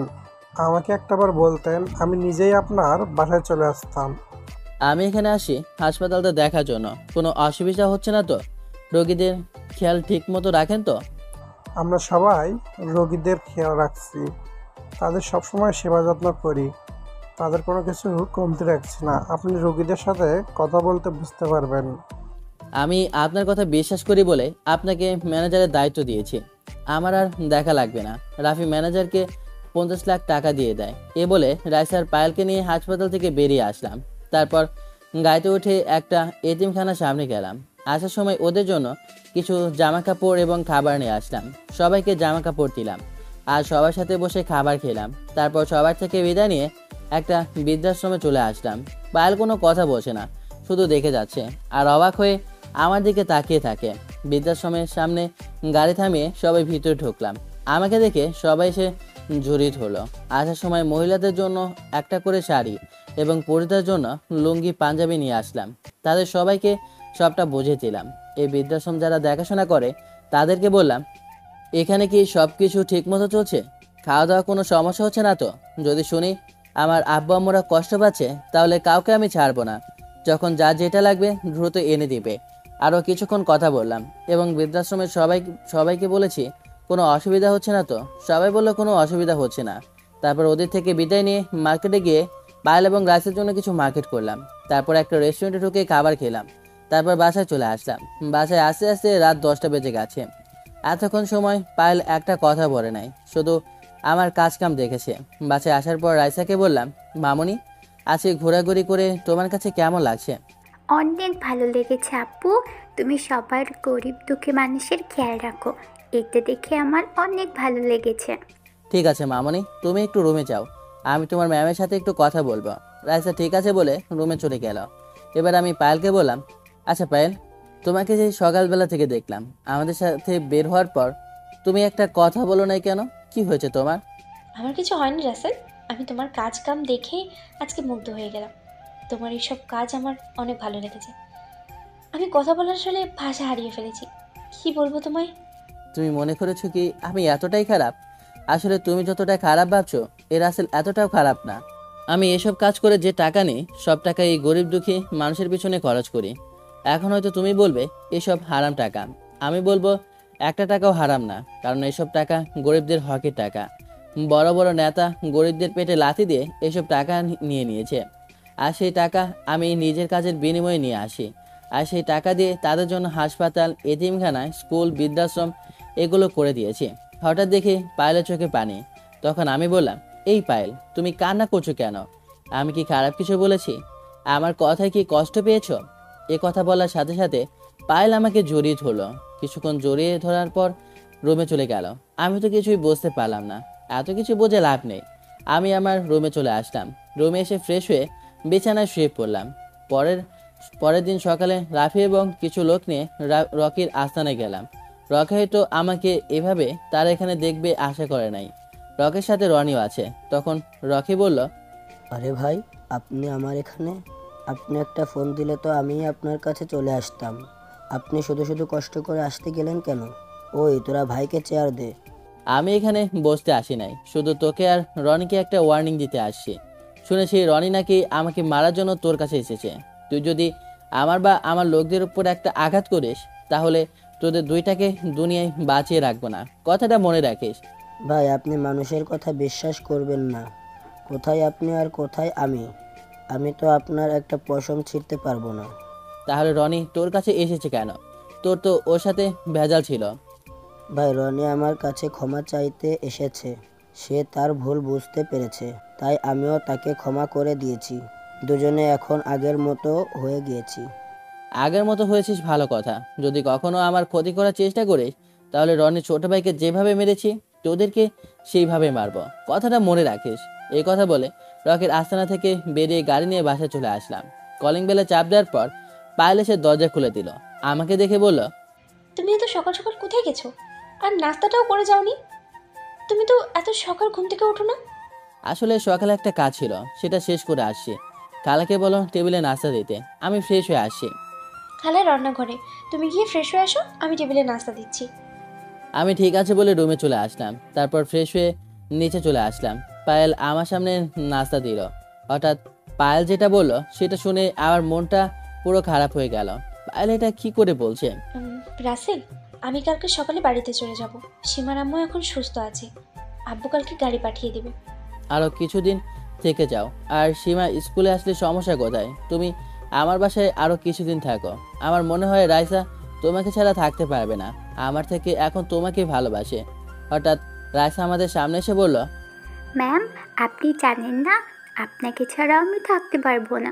আপনি চলে গেলে আমার সাথে কে খেলবে, কে আমাকে খাইয়ে দেবে, কে আমাকে আদর করবে, কে আমাকে সুন্দর করে পড়াবে? প্লিজ আপনি যাবেন না। রাইসা, এটা হয় না। আমি তো আর সারা জীবনের জন্য তোমাদের বাসায় আসি নাই, আর বাইরের মানুষ খারাপ বলবে। তাহলে আপনি আমার আম্মু হয়ে যান, তাহলে আর কেউ কিছু বলবে না। আপনাকে ছাড়া আমি এক মিনিট থাকতে পারবো না। রাইসার কথা শুনে আমের পায়েল দুজনের দিকে তাকালাম। তখন আমি বললাম, রাইসা, তোমার আব্বু যদি রাজি থাকে তাহলে আমি বিয়ে করতে রাজি আছি। পায়েল, এ তুমি কি বলছো? তোমার আব্বা আম্মু কখনো আমার কাছে তোমাকে বিয়ে দেবে না। তারা যদি আমার নাম শোনে কখনো তোমাকে আমার হাতে তুলে দেবে না। কেন তুলে দেবে না? তুমি তো আর কোনো খারাপ কাজ করো না। তুমি গরিব দুঃখী মানুষের জন্য কাজ করে যাচ্ছ। আর একটা সত্যি কথা বলো তো, তুমি কি আমাকে ভালোবাসো না? আমি পায়েলের কথা শুনে কি বলবো কিছুই ভেবে পাচ্ছি না। কি করে বলবো পায়েল, আমিও যে তোমাকে ভালোবেসে ফেলেছি। কিন্তু আমি যে কাজ করি এটা শুনে তোমার আব্বু আম্মু কখনো আমার কাছে বিয়ে দেবে না। তখন আমি বললাম, আমি তোমাকে ভালোবাসি, কিন্তু তোমার আব্বু আম্মু কি আমাকে মেনে নেবে? সে তুমি আমার উপরে ছেড়ে দাও, তাদের রাজি করার দায়িত্ব আমার। যদি তারা রাজি না হয় তখন তুমি কি করবে? সব বাবা মাই চায় মেয়েকে ভালো ছেলের সাথে বিয়ে দিতে, কিন্তু আমার মতো মাফিয়া এবং খুনির কাছে কি তোমার আব্বু আম্মু বিয়ে দেবে? আমার আব্বু আম্মু আজ পর্যন্ত আমি যা চেয়েছি তাই এনে দিয়েছে। সত্যি কথা বলতে আমিও তোমাকে অনেক ভালোবেসে ফেলেছি। তাহলে আমি এখন তোমাকে ম্যাম বলে ডাকবো না, আম্মু বলে ডাকবো। আজকে আমার আব্বু আম্মু সবাই আছে, কেউ বলতে পারবে না তোর আব্বু আম্মু মারা গেছে। কে বলেছে তোমার আব্বু আম্মু মারা গেছে? আজকে থেকে আমি তোমার আম্মু। রাইসা আর কোনো কথা না বলে পায়েলকে জড়িয়ে ধরে কান্না করে দিল। হঠাৎ রাফি এসে বলল, রাসেল, তোর সাথে পার্সোনাল কিছু কথা আছে, তুই যদি একটু শুনতি। পায়েল, তুমি রাইসাকে নিয়ে একটু রুমে যাও, আমি রাফির সাথে কথা বলে আসি। পায়েল ঠিক আছে বলে রাইসাকে নিয়ে রুমে চলে গেল। তারপর আমি রাফিকে বললাম, এবার বল কি এমন পার্সোনাল কথা? আজকে সকালে ওই লোকটা ফোন করে বলেছে ওই খুনিদের নাকি উনি দেখেছে এবং খুনিদের পেছনে পেছনে গিয়ে তাদের আস্তানা চিনে আসছে। তাহলে আজকে ওই খুনিদের শেষ দিন। একটা মেয়েকে তারা এতিম করেছে, ওদের বাঁচিয়ে রেখে লাভ নেই। তুই বাইরে গিয়ে সব কিছু রেডি কর, আমি পায়েল এবং রাইসাকে বলে আসি। রাফি ঠিক আছে বলে বাইরে চলে গেল। আপনারা হয়তো ভাবছেন কিসের খুনি, একটু অপেক্ষা করুন, তাহলে সব কিছুই জানতে পারবেন। আমি পায়েলের রুমে গিয়ে দেখি পায়েল রাইসাকে পড়াচ্ছে। তখন আমি বললাম, পায়েল, আমি একটু বাইরে যাচ্ছি, আজকে তুমি রাইসাকে স্কুলে নিয়ে যাও, তোমাদের সাথে আমার লোক গাড়ি নিয়ে যাবে। কি কাজে বাইরে যাবে সেটা জিজ্ঞেস করবো না, শুধু বলবো সাবধানে কাজ করো, তোমার যেন কোনো ক্ষতি না হয়। আমাকে নিয়ে তোমার চিন্তা করতে হবে না, এই রাসেলে কেউ কোনো ক্ষতি করতে পারবে না। তুমি রাইসাকে নিয়ে স্কুলে যাও বলে বাসার বাইরে চলে আসলাম। বাইরে এসে দেখি রাফি সব কিছু রেডি করে রেখেছে। তারপর 5টা গাড়ি লোক নিয়ে ওই খুনিদের আস্তানায় যেতে লাগলাম। আসার সময় বাকি লোকদের বলে আসি বাইলা রাইসাকে স্কুলে নিয়ে যেতে, স্কুল ছুটি হলে তাদের বাসায় নিয়ে যেতে। আমরা ওই খুনিদের আস্তানায় চলে আসলাম। গাড়ি নিয়ে সোজা আস্তানার ভিতরে ঢুকে গেলাম। গাড়ি থেকে নেমে দেখি রনি এবং রকি দুজনে বসে গল্প করছে। আসার সময় ওই লোকটাকে সাথে করে নিয়ে আসলাম। ওই লোকটা বলল, ভাই, এরা ওই দিন রাতে ওই মেয়েটার আব্বু আম্মুকে মেরেছে, আমি নিচ্ছকে দেখেছি। রনি আর রকি আমাকে দেখে রকি বলল, ভাই আপনি এখানে? কোনো সমস্যা? আপনি আমাকে বলুন, এখনই সব সমস্যার সমাধান করে দিব। তুই কি সমস্যার সমাধান করবি? তোরা 5 মাস আগে রাতে 2জন লোককে মেরে ফেলেছিস, এখন বল তাদের কেন মেরেছিস? ভাই আপনি ওই স্বামী স্ত্রীর কথা বলছেন, তারা আমাদের কাজে বাধা দিয়েছে। তাই বসের কথায় তাদের মেরে ফেলেছি আর তাদের মেয়েকে বাঁচিয়ে রাখলাম। প্রথম কথা হচ্ছে তোদের বসকে, আর কি কাজে ওদের মেরেছিস? আমরা একটি বাসায় 5 তলায় ইয়াবা ব্যবসা করতাম। একদিন তারা স্বামী স্ত্রী দেখে ফেলে, পরে পুলিশের কাছে গিয়ে বলে দেয় তারা ওই বাসার নিচতলায় ভাড়া থাকতো। পুলিশ এসে আমাদের ইয়াবা এবং আমাদের লোকগুলোকে নিয়ে যায়। আমাদের বস বলেছে ওদের মেরে ফেলতে, তাই ওই দিন রাতে তাদের রাস্তায় আটকে কুপিয়ে মারি। ও আচ্ছা, এবার বল তোদের বসকে, সে কোথায় আছে? আমাকে তো বলি না তোদের বসের কথা। আমাদের বসকে সেটা আমরা এখন বলবো না। উনি রাতের আধারে কাজ করে। ওই দিন আমাদের সাথে বসও ছিল। তোরা যদি তোদের বসের কথা না বলিস, আজকে তোদের কেউ বাঁচাতে পারবে না। তাই বলছি তোদের বসকে এবং থাকে কোথায়। এতক্ষণ তোর সাথে ভালোভাবে কথা বলেছি, এখন আর বলবো না। তোর যদি সাহস থাকে আমাদের মেরে দেখা। তুই সাথে কয়জন লোক নিয়ে এসেছিস, আর তোর চারপাশে তাকিয়ে দেখ। আমাদের লোক তোর লোকের চেয়ে 3 গুণ বেশি। আজকে তুই এবং তোর লোক কেউ বেঁচে ফিরতে পারবি না। আচ্ছা তাই নাকি? তোরা হয়তো আমার সম্বন্ধে ভালো করে জানিস না। এই রাসেলের সবগুলো লোক ট্রেনিং প্রাপ্ত। হই তোরা দাঁড়িয়ে আছিস কেন? ওদের মেরে ফেল। আমি এই কথাটা বলার সাথে সাথেই আমার লোক গুলি করা শুরু করে দিয়েছে। রনি আর রকির লোক চারপাশে লুকিয়ে গুলি করা শুরু করে দিয়েছে। আমরা আসার সময় সব কিছু রেডি করে আসি, মানে আমাদের শরীরে যেন গুলি না লাগে সে ব্যবস্থা করে আসি। রনি আর রকি সবগুলো লোক গুলি খেয়ে মাটিতে গড়াগড়ি খাচ্ছে। আমি রনি আর রকির পায়ে গুলি করলাম, ওরা সাথে সাথে মাটিতে বসে পড়ল। তাদের সব লোক মারা গেছে। আমি এবার রনি আর রকির সামনে একটা চেয়ার নিয়ে বসলাম। তারপর বললাম, বেঁচে থাকতে চাইলে তোদের বসের নাম বল, সে থাকে কোথায়। যদি না বলিস তাহলে আজকে তোদের শেষ দিন। আমার কথা শুনে দুজনেই ভয় পেয়ে গেল। তখন রকি বলল, আমাদের বস আর কেউ নয়, আমজাদ খান। সে আগে বাইরে ছিল, 7 মাস আগে বাংলাদেশে আসে, তারপর অবৈধ ব্যবসা শুরু করে। তবে আমাদের বসকে কেউ এখনো দেখে নাই। উনি বাংলাদেশের শেষ বর্ডারে থাকে। আর ওই দিন স্বামী স্ত্রীকে আমরা মারিনি, মেরেছে আমাদের বস, কারণ পুলিশ তার 1 কোটি টাকার ইয়াবা নিয়ে গেছে। আমজাদ খানের কথা শুনে বুকের ভিতরটা কেমন মোচড় দিয়ে উঠল। কে আমজাদ খান? আমি যাকে চিনি সে আবার নয়তো? যদি সে হয় তারপরেও তাকে আমি বাঁচিয়ে রাখবো না। তার প্রতি আমার অনেক রাগ আছে। তখন আমি রাফিকে বললাম, রাফি আমি গাড়িতে গিয়ে বসি, তুই ওদের কি করবি করে আয়। ঠিক আছে, তুই গিয়ে গাড়িতে বস, ওদের ব্যবস্থা আমি করে আসছি। আমার কোনো কথা না বলে বাইরে এসে গাড়িতে গিয়ে বসলাম। 10 মিনিট পর রাফি সবগুলো লোক নিয়ে বেরিয়ে আসলো। সব লোক গাড়িতে উঠে বসলো। রাফি আমার সাথে সামনে সিটে বসলো। তখন রাফি বলল, দুজনের একটা করে হাত এবং একটা করে পা কেটে দিলাম, আর আমজাদ খানের ঠিকানা নিয়ে আসলাম। ওই শালা নাকি সিলেটের শেষ মাথায় থাকে। ঠিক আছে, ওর ব্যবস্থা পরে করব, এখন বাসায় চল। আমার কথা শুনে রাফি আর কোনো কথা বলল না। তারপর আমরা বাসা যেতে লাগলাম। আপনারা হয়তো সব কিছু বুঝতে পারছেন। যদি কেউ না বোঝেন তাহলে আমি বুঝিয়ে বলছি। আমি যাদের খুনের কথা বলছি তারা কেউ নয়, রাইসার আব্বু আম্মুর কথা বলেছি। ওই দিন রাতে রাইসার আব্বু আম্মুকে গাড়িতে করে কবরস্থানে আনার সময় একটা লোক আমাকে এসে বলে সে নাকি ওই খুনিদের চেহারা দেখেছে, তাদের একবার দেখলেই চিনে ফেলবে। এরপর ওই লোকটাকে নিয়ে খুনিদের খুঁজতে থাকে। ওই লোকটা একটা অফিসে চাকরি করে। ওই দিন অফিসে কাজের চাপ বেঁচে থাকায় অফিস থেকে আসতে অনেক রাত হয়ে যায়। কোনো গাড়ি না পেয়ে হেঁটে হেঁটে বাসা যাচ্ছিল। আপনাদের সাথে কথা বলতে বলতে বাসা চলে আসলাম। আমি গাড়ি থেকে নেমে দরজার সামনে এসে কলিং বেলে চাপ দেওয়ার পর পায়েল এসে দরজা খুলে দিল। আমাকে দেখে বলল, যাক, তোমার কিছু হয়নি। আমি তো অনেক চিন্তা করছিলাম তোমার জন্য। একমাত্র আল্লাহ ছাড়া এই রাসেলের গায়ে কেউ আঘাত করতে পারবে না। আমার যে ক্ষতি করতে আসবে সবগুলোকে মেরে নদীতে ভাসিয়ে দেব। ঠিক আছে, এখন কথা না বলে রুমে গিয়ে ফ্রেশ হয়ে আসো, আমি তোমাদের টেবিলে খাবার দিচ্ছি। আমি ঠিক আছে বলে রুমে চলে আসলাম। ওয়াশরুমে ঢুকে ফ্রেশ হয়ে একটা জামা গায়ে দিয়ে নিচে আসলাম। একটা চেয়ার টেনে বসলাম। কিছুক্ষণ পর রাফি এসে বলল, পায়েল আমাদের দুজনকে খাবার পেরে দিচ্ছে। তখন আমি বললাম, আচ্ছা পায়েল, খালা কবে আসবে সেটা কি তোমাকে বলেছে? আমার কাছে তো কিছুই বলে নাই। যাওয়ার সময় বলে গেছে কিছুদিন থেকে তারপর চলে আসবে। ও ঠিক আছে, তুমিও আমাদের সাথে বসে পড়ো। আর রাইসা কোথায়? ওকে তো দেখছি না। রাইসাকে খাবার খাইয়ে দিয়ে ঘুম পাড়িয়ে দিচ্ছি, সে এখন ঘুমাচ্ছে। আমার কোনো কথা না বলে খাবার খেয়ে রুমে চলে আসলাম। কিছুক্ষণ পর পায়েল আমার রুমে এসে বিছানায় শুয়ে আমাকে জড়িয়ে ধরলো। এই পায়েল, তুমি এটা কি করছো? আমাদের এখনো বিয়ে হয়নি, তুমি আমাকে জড়িয়ে ধরলে কেন? আমার মন চাইছে তাই তোমাকে জড়িয়ে ধরেছি। আর বিয়ে হয়নি তো কি হয়েছে, বিয়ে তো একদিন হবেই। আমরা তো খারাপ কিছু করতে যাচ্ছি না। আগে আমাদের বিয়ে হোক, তারপর তুমি যা খুশি তাই করবে। আমি তোমাকে বাধা দিব না। আমাদের ব্যাপারে তোমার আব্বু আম্মুকে সবকিছু খুলে বলেছ? এখনো কিছু বলি নাই। আগে তোমার সাথে কিছুদিন প্রেম করব, তারপর আব্বু আম্মুকে বলবো। ঠিক আছে, এখন আমাকে ছাড়ো। না, ছাড়বো না। আমাকে এখন একটা কিস করো, তারপরে ছেড়ে দেবো। আচ্ছা পায়েল, হঠাৎ তোমার কি হলো? তুমি আগে আমার সাথে কিভাবে কথা বলতে, আর এখন কিভাবে কথা বলছো? আগে তো তোমার কথা মতোই চলেছি। এখন তোমার সাথে আমার কিছু ছিল না। এখন তুমি আমার ভালোবাসা, তাই এখন সাহস বেড়ে গেছে। তুমি আমার মতো মাফিয়াকে কেন ভালোবাসলে? আমার এই জীবনে কোনো নিরাপত্তা নেই। কখন শত্রু এসে আমাকে মেরে ফেলে তারও কোনো নিশ্চয়তা নেই। তোমাকে যদি কেউ মেরে ফেলে, তাহলে সেদিন আমিও তোমার সাথে মরে যাব। আমি তোমাকে অনেক ভালোবাসি।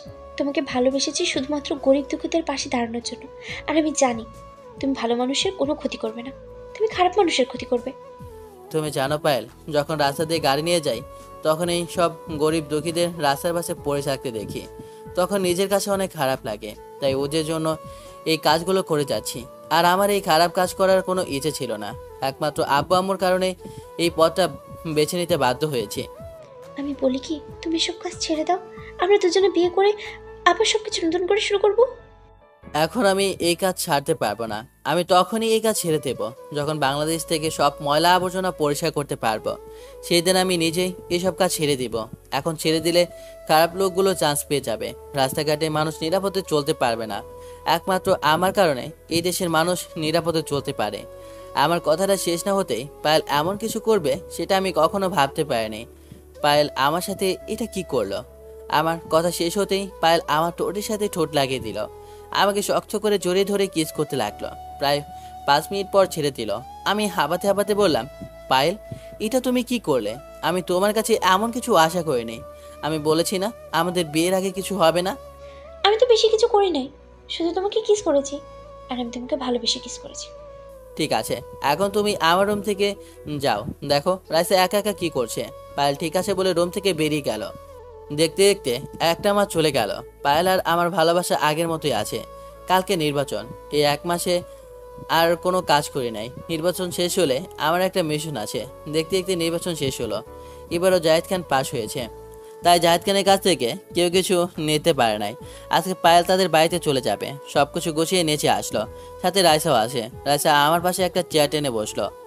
পায়েল রাইসার পাশে চেয়ার টেনে বসলো। তখন রাইসা বলল, আম্মু, তোমাকে ছাড়া আমি থাকতে পারবো না। প্লিজ তুমি তাড়াতাড়ি চলে এসো।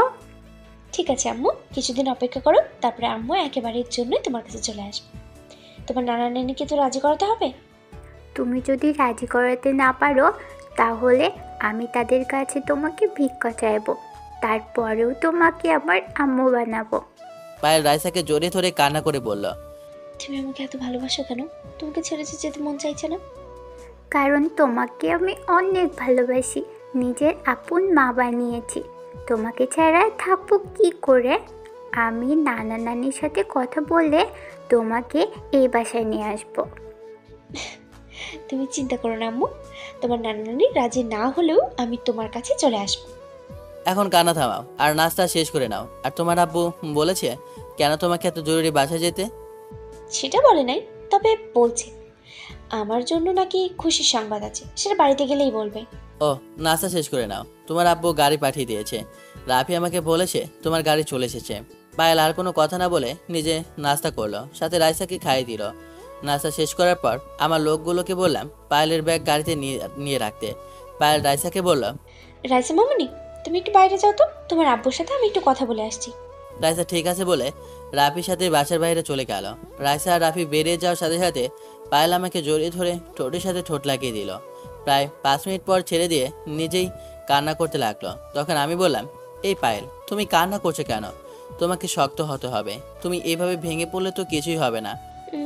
তোমাকে ছেড়ে যেতে মন চাইছে না। আমার মনের ভিতর না কেমন যেন একটা ভয় লাগছে, আমি তোমাকে হারিয়ে ফেলি। এরকম ভয় পেলে চলবে? তুমি তোমার আব্বু আম্মুকে বুঝিয়ে বললে হয়তো তারা রাজি হয়ে যাবে। আর না হলে মনে করব তুমি আমার কপালে ছিলে না। যদি আব্বু আম্মু রাজি না হয় তাহলে তুমি কি আমাকে নিয়ে এসো। আব্বু তোমাকে দেখলে আমাকে নিয়ে তোমার হাতে তুলে দিবে। শোনো পায়েল, আমি নিজের ক্ষমতা দেখে তোমাকে তুলে আনতে পারবো না। তোমার আব্বু আম্মু যদি আমার হাতে তোমাকে তুলে দেয় তাহলে আমি তোমাকে নিয়ে আসবো। আব্বু আম্মু রাজি না হলে তুমি আমাকে ভুলে যাবে? আমার কথা তোমার একটু মনে পড়বে না? আমাকে ভুলে থাকতে হবে, হয়তো কিছুদিন খারাপ লাগবে, পরে এমনি ঠিক হয়ে যাবে। রাসেল, শেষবারের মতো আমাকে একটা কিস করবে? হয়তো এটা আমার শেষ কিস। আর আব্বু আম্মু রাজি হলে সারা জীবন তোমার এই ঠোঁটটুকু নিজের করে রাখবো। আমার কোনো কথা না বলে পায়েলের ঠোঁটের সাথে ঠোঁট লাগিয়ে দিলাম। কিছুক্ষণ পর দুজন দুজনকে ছেড়ে দিয়ে বাইরে চলে আসলাম। পায়েল গাড়িতে ওঠার আগে রাস্তাকে কিছুক্ষণ জড়িয়ে ধরে কান্না করছে। অনেক কষ্টে রাস্তাকে পায়েলের কাছ থেকে ছাড়িয়ে আনলাম। তারপর পায়েল চলে গেল। আমি রাইসাকে কোলে করে রুমে নিয়ে আসলাম। তখন রাইসা বলল, আপু, আম্মু কি আর ফিরে আসবে না? আমি আম্মুকে ছাড়া থাকতে পারবো না। আমি অনেক ভালোবাসি আম্মুকে। কে বলেছে তোমার আম্মু আসবে না? দেখবে কিছুদিন পর তোমার আম্মু তোমার কাছে চলে আসবে। তুমি কান্না করো না। তোমার কথা যেন সত্যি হয় আপু। এই বলে রাইসা আমার কোলে শুয়ে পড়ল। রাইসা ঘুম আসার পর তাকে রুম থেকে বেরিয়ে আসলাম। নিচে আসার পর রাফি বলল, শোন রাসেল, আমজাদ খানের আস্তানায় আমাদের লোক পাঠিয়েছি। বলেছি যে করেই হোক তার সব খবর আমাদের দেওয়ার জন্য। ভালো করেছিস। এখন বল, রনি আর রকির কি খবর? তারা এখনো কি হাসপাতালে আছে নাকি তারা বেরিয়ে গেছে? শুনেছি তাদের লোক এসে রনি আর রকিকে নিয়ে গেছে, তবে কোথায় নিয়ে গেছে সেটা বলতে পারবো না। আর ওদের খোঁজ খবর নেই। তুই কি করবি? ওরা তো আর কিছুই করতে পারবে না। আমি জানি তারা আমাকে মারার জন্য আমজাদ খানের কাছে যাবে। ওদের তো এখনো একটা হাত আর একটা পা আছে। তারা এখন আলগা হাত পা লাগাবে। এবার যদি আমাদের ক্ষতি করতে আসে তাহলে তাদের আর বাঁচিয়ে রাখবো না। ওরা এখনও তোকে ভালো করে চিনে নাই। ঠিক আছে, তুই এখন রুমে যা। যদি কোনো খবর আসে তাহলে আমাকে জানাস। আমি একটু রুমে গেলাম। ঠিক আছে যা, তবে আজকে মন্ত্রী তোকে রাতে তার সাথে দেখা করতে বলেছে। আমি ঠিক আছে বলে উপরে এসে নিজের রুমে চলে আসলাম। রুমে এসে বিছানায় শুয়ে পড়লাম। পায়েলের কথা খুব মনে পড়ছে। পায়েলের সামনে নিজেকে অনেক শক্ত রেখেছি। যদি আমি ভেঙে পড়তাম তাহলে পায়েল ভুলেও তাদের বাড়িতে যেত না। পায়েল এসেছে অনেক দিন হয়েছে। তার আব্বু আম্মু অনেক চিন্তা করেছে, তাই ওকে যেতে দিলাম। কিন্তু আজ পর্যন্ত পায়েলের আব্বু আম্মুর সাথে আমি কথা বলি নাই। পায়েলকে ছাড়া পুরো বাসা ফাঁকা ফাঁকা লাগে। আর আমি জানি পায়েলের আব্বু কখনো রাজি হবে না। সেখানে একটা রহস্য আছে। গল্পের সাথে থাকুন, জানতে পারবেন। রাতে রাফি আর আমি বাসা থেকে বেরিয়ে সাথে লোক নিয়ে মন্ত্রীর বাসায় চলে আসলাম। কলিং বেলে চাপ দেওয়ার পর আন্টি এসে দরজা খুলে দিল। আমাদের দেখে আন্টি বলল, আরে রাসেল এবং রাফি, হঠাৎ আমার বাসায়? তোমরা তো আমার বাসায় আসো না, তা আজকে আসলে যে? আসলে আন্টি আঙ্কেল বলেছে ওনার সাথে দেখা করতে। কি জন্য দেখা করতে বলেছে তা বলতে পারবো না। তোমার আঙ্কেল বলে আসো। তোমার এই আন্টির কথা একটুও মনে পড়ে না? আর পড়বেই কেমন করে? আমি তো তোমাদের আপন কেউ নই। তুমি রাগ করো না আন্টি, এবার কিছুদিন পর পর তোমাকে দেখতে আসবো। এবার খুশি? অনেক খুশি। এবার ভিতরে গিয়ে বসো, আমি তোমাদের আঙ্কেলকে ডেকে দিচ্ছি। বলে আন্টি ভিতরে চলে গেল। আমি আর রাফি ভিতরে ঢুকে সোফায় গিয়ে বসলাম। কিছুক্ষণ পর মন্ত্রী আমাদের সামনে আসলো। তখন আমি বললাম, তো বলুন কেন ডেকেছেন আমাকে? আপনি তো আবার কোনো কাজ ছাড়া আমাকে মনে করেন না। আজকে তোমাকে কাজের জন্য ডাকে নেই, আজকে তোমাকে একটা জিনিস দেব। সালাম, সুটকেসটা নিয়ে আয় তো। মন্ত্রীর কথা মতো সালাম ভিতর থেকে একটা সুটকেস নিয়ে আসলো। তারপর মন্ত্রী আবার বলল, এখানে পুরো 2 কোটি টাকা আছে। এগুলো তুমি গরিব দুঃখী মানুষের মাঝে বিলিয়ে দেবে। আজ তোমার কারণে মন্ত্রী পদ হাতছাড়া হয়নি, তোমার কারণে আমি আবার মন্ত্রী হয়েছি। আচ্ছা আমাকে একটা কথা বলুন তো, হঠাৎ আপনার কি হলো? আপনার ভিতরে হঠাৎ গরিবদের জন্য মায়া হলো কেন? আমি জীবনে গরিবের হক মেরে খেয়েছি। আমি আর গরিবের হক মেরে খাবো না। দেশের জন্য, দেশের মানুষের জন্য এবং গরিব দুঃখীদের জন্য কিছু করতে চাই। আমি এখন থেকে হক পথে চলবো। আপনার কথাগুলো শুনে অনেক ভালো লেগেছে। এখন থেকে আপনি আমাকে সবসময় আপনার সাথে পাবেন, তবে কখনো খারাপ কাজে আসবো না, সবসময় ভালো কাজে আসবো। ঠিক আছে, এখন টাকাগুলো রাখো। রাফি, টাকাগুলো নেই। তাহলে আমরা এখন আসি, কখনো প্রয়োজন হলে ডাক দিবেন, আমি হাজির হয়ে যাব। আসসালামু আলাইকুম। এই বলে যে না উঠতে যাব তখন আন্টি এসে হাজির। তখন আন্টি বলল, কোথাও যাওয়া হচ্ছে না, আমি টেবিলে সব কিছু রেডি করে রেখেছি। তোমরা ফ্রেশ হয়ে আসো, খাবার খেয়ে তারপর যাবে। কি আর করার, আন্টির কথা আর ফেলতে পারলাম না। আমি আর রাফি ফ্রেশ হয়ে এসে খাবার খেয়ে আন্টির মন্দির থেকে বিদায় নিয়ে বাসা থেকে বেরিয়ে আসলাম। বাসায় আসতে হঠাৎ রাফির মোবাইলে ফোন আসে। রাফি ফোন ধরে আমাকে দিল। তখন আমি হ্যালো বললাম। ওপাশ থেকে শিহাব বলল, ভাই, আমজাদ খানের সব খবর পেয়েছি। আমজাদ খান 1 বছর আগে বাংলাদেশের বাইরে ছিল। এই বছর বাংলাদেশে থেকে ইয়াবা, অস্ত্র, ড্রাগ এগুলোর অবৈধ ব্যবসা করে যাচ্ছে। আর এটাও জানছি তার সাথে নাকি বাইরের লোকের সাথে হাত আছে, কিন্তু এখনও আমজাদ খানকে দেখতে পাইনি। তার কিছু লোককে আটক করে কথাগুলো বের করতে পেরেছি, কিন্তু আমজাদ খান কোথায় আছে সেটা বলে নাই। তারপর ওদের গুলি করে মেরে ফেলেছি। আমার মনে হয় আমজাদ খান কোথাও লুকিয়ে আছে, সবার সামনে আসে না, হয়তো লুকিয়ে লুকিয়ে অন্য কিছুর প্ল্যান করছে। কিন্তু আমি ওই আমজাদ খানকে কখনো ছাড়বো না, তাকে আমি খুঁজে বের করবই। ভাই, আপনি কোনো চিন্তা করবেন না, আমি আরও লোক বাড়িয়েছি। বর্ডারের চারপাশে তন্ন তন্ন করে খুঁজতে আসি। একদিন ঠিকই ওই আমজাদ খানকে ধরতে পারবো। ঠিক আছে, তোরা একটু সেভে থাকবি। আমজাদ খানের লোক যেন তোদের কিছু করতে না পারে। আর কোনো কিছু লাগলে রাফির কাছে বলবি। যদি আমজাদ খানের সন্ধান পাওয়া যায় তাহলে তোরা কিছু করবি না, যা করার আমি নিজেই ওকে করব। শিয়াব ঠিক আছে বলে ফোন কেটে দিল। শিয়াবের সাথে কথা বলতে বলতে বাসায় চলে আসলাম। দরজার সামনে দাঁড়িয়ে কলিং বেলে চাপ দেওয়ার পর খালা এসে দরজা খুলে দিল। আমি খালাকে দেখে বললাম, খালা, রাইসা কি ঘুমিয়ে গেছে? রাতের খাবার খেয়েছে? তার আম্মুকে ছাড়া ও বলেছে কিছুই খাবে না, আর আম্মুকে নিয়ে আসলে সে খাবার খাবে। ঠিক আছে খালা, তুমি আমাকে 1 প্লেট খাবার দাও, আমি নিজ হাতে করে খাইয়ে দেব। খালা আর কোনো কথা না বলে 1 প্লেট খাবার আমার হাতে দিল। আমি রুমে এসে দেখে রাইসা কোলবালে জড়িয়ে ধরে শুয়ে আছে। রাইসার মুখটা কান্না করতে করতে কেমন যেন হয়ে গেছে। আমি রাইসার পাশে বসে তাকে ডাকতে লাগলাম। রাইসা আমার ডাক শুনে চোখ খুলে আমাকে জড়িয়ে ধরে আবার কান্না করে দিল। তখন রাইসা বলল, আব্বু, তুমি এসেছো? দেখো না, আমার আম্মু সেই সকালবেলায় বাসায় গেছে, আমার কাছে একটা মিনিটও ফোন দেয় নাই। আব্বু, আমার আম্মুকে ছাড়া আমার কিছুই ভালো লাগছে না, তুমি আমার আম্মুকে ফিরিয়ে এনে দাও, আমি তোমার কাছে আর কিছুই চাই না।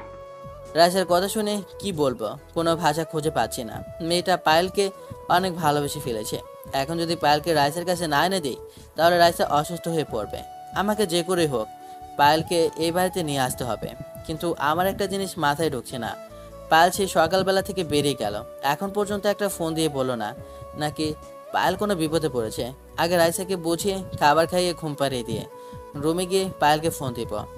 রাইসা মামনি, তুমি কান্না করো না, আমি কথা দিয়েছি তোমার আম্মুকে কিছুদিন পর তোমার কাছে নিয়ে আসবো। তবে তোমাকে খাওয়া দাওয়া ঠিক মতো করতে হবে, তা না হলে আমি তোমার আম্মুকে এনে দিব না। না না, আমি খাওয়া দাওয়া ঠিক মতো করবো, তুমি শুধু আমার আম্মুকে আমার কাছে ফিরিয়ে আনবে, আমি তোমার কাছে আর কিছুই চাইবো না। ঠিক আছে, তাহলে এখন আমার হাতে খাবার খেয়ে নাও, আমি কালকে তোমার আম্মুর বাসায় যাবো। রাইসার চোখের পানি মুছে আমার হাতে খাবার খেতে লাগলো। রাইসাকে খাবার খাইয়ে দিয়ে ঘুম পাড়িয়ে ওয়াশরুমে চলে আসলাম।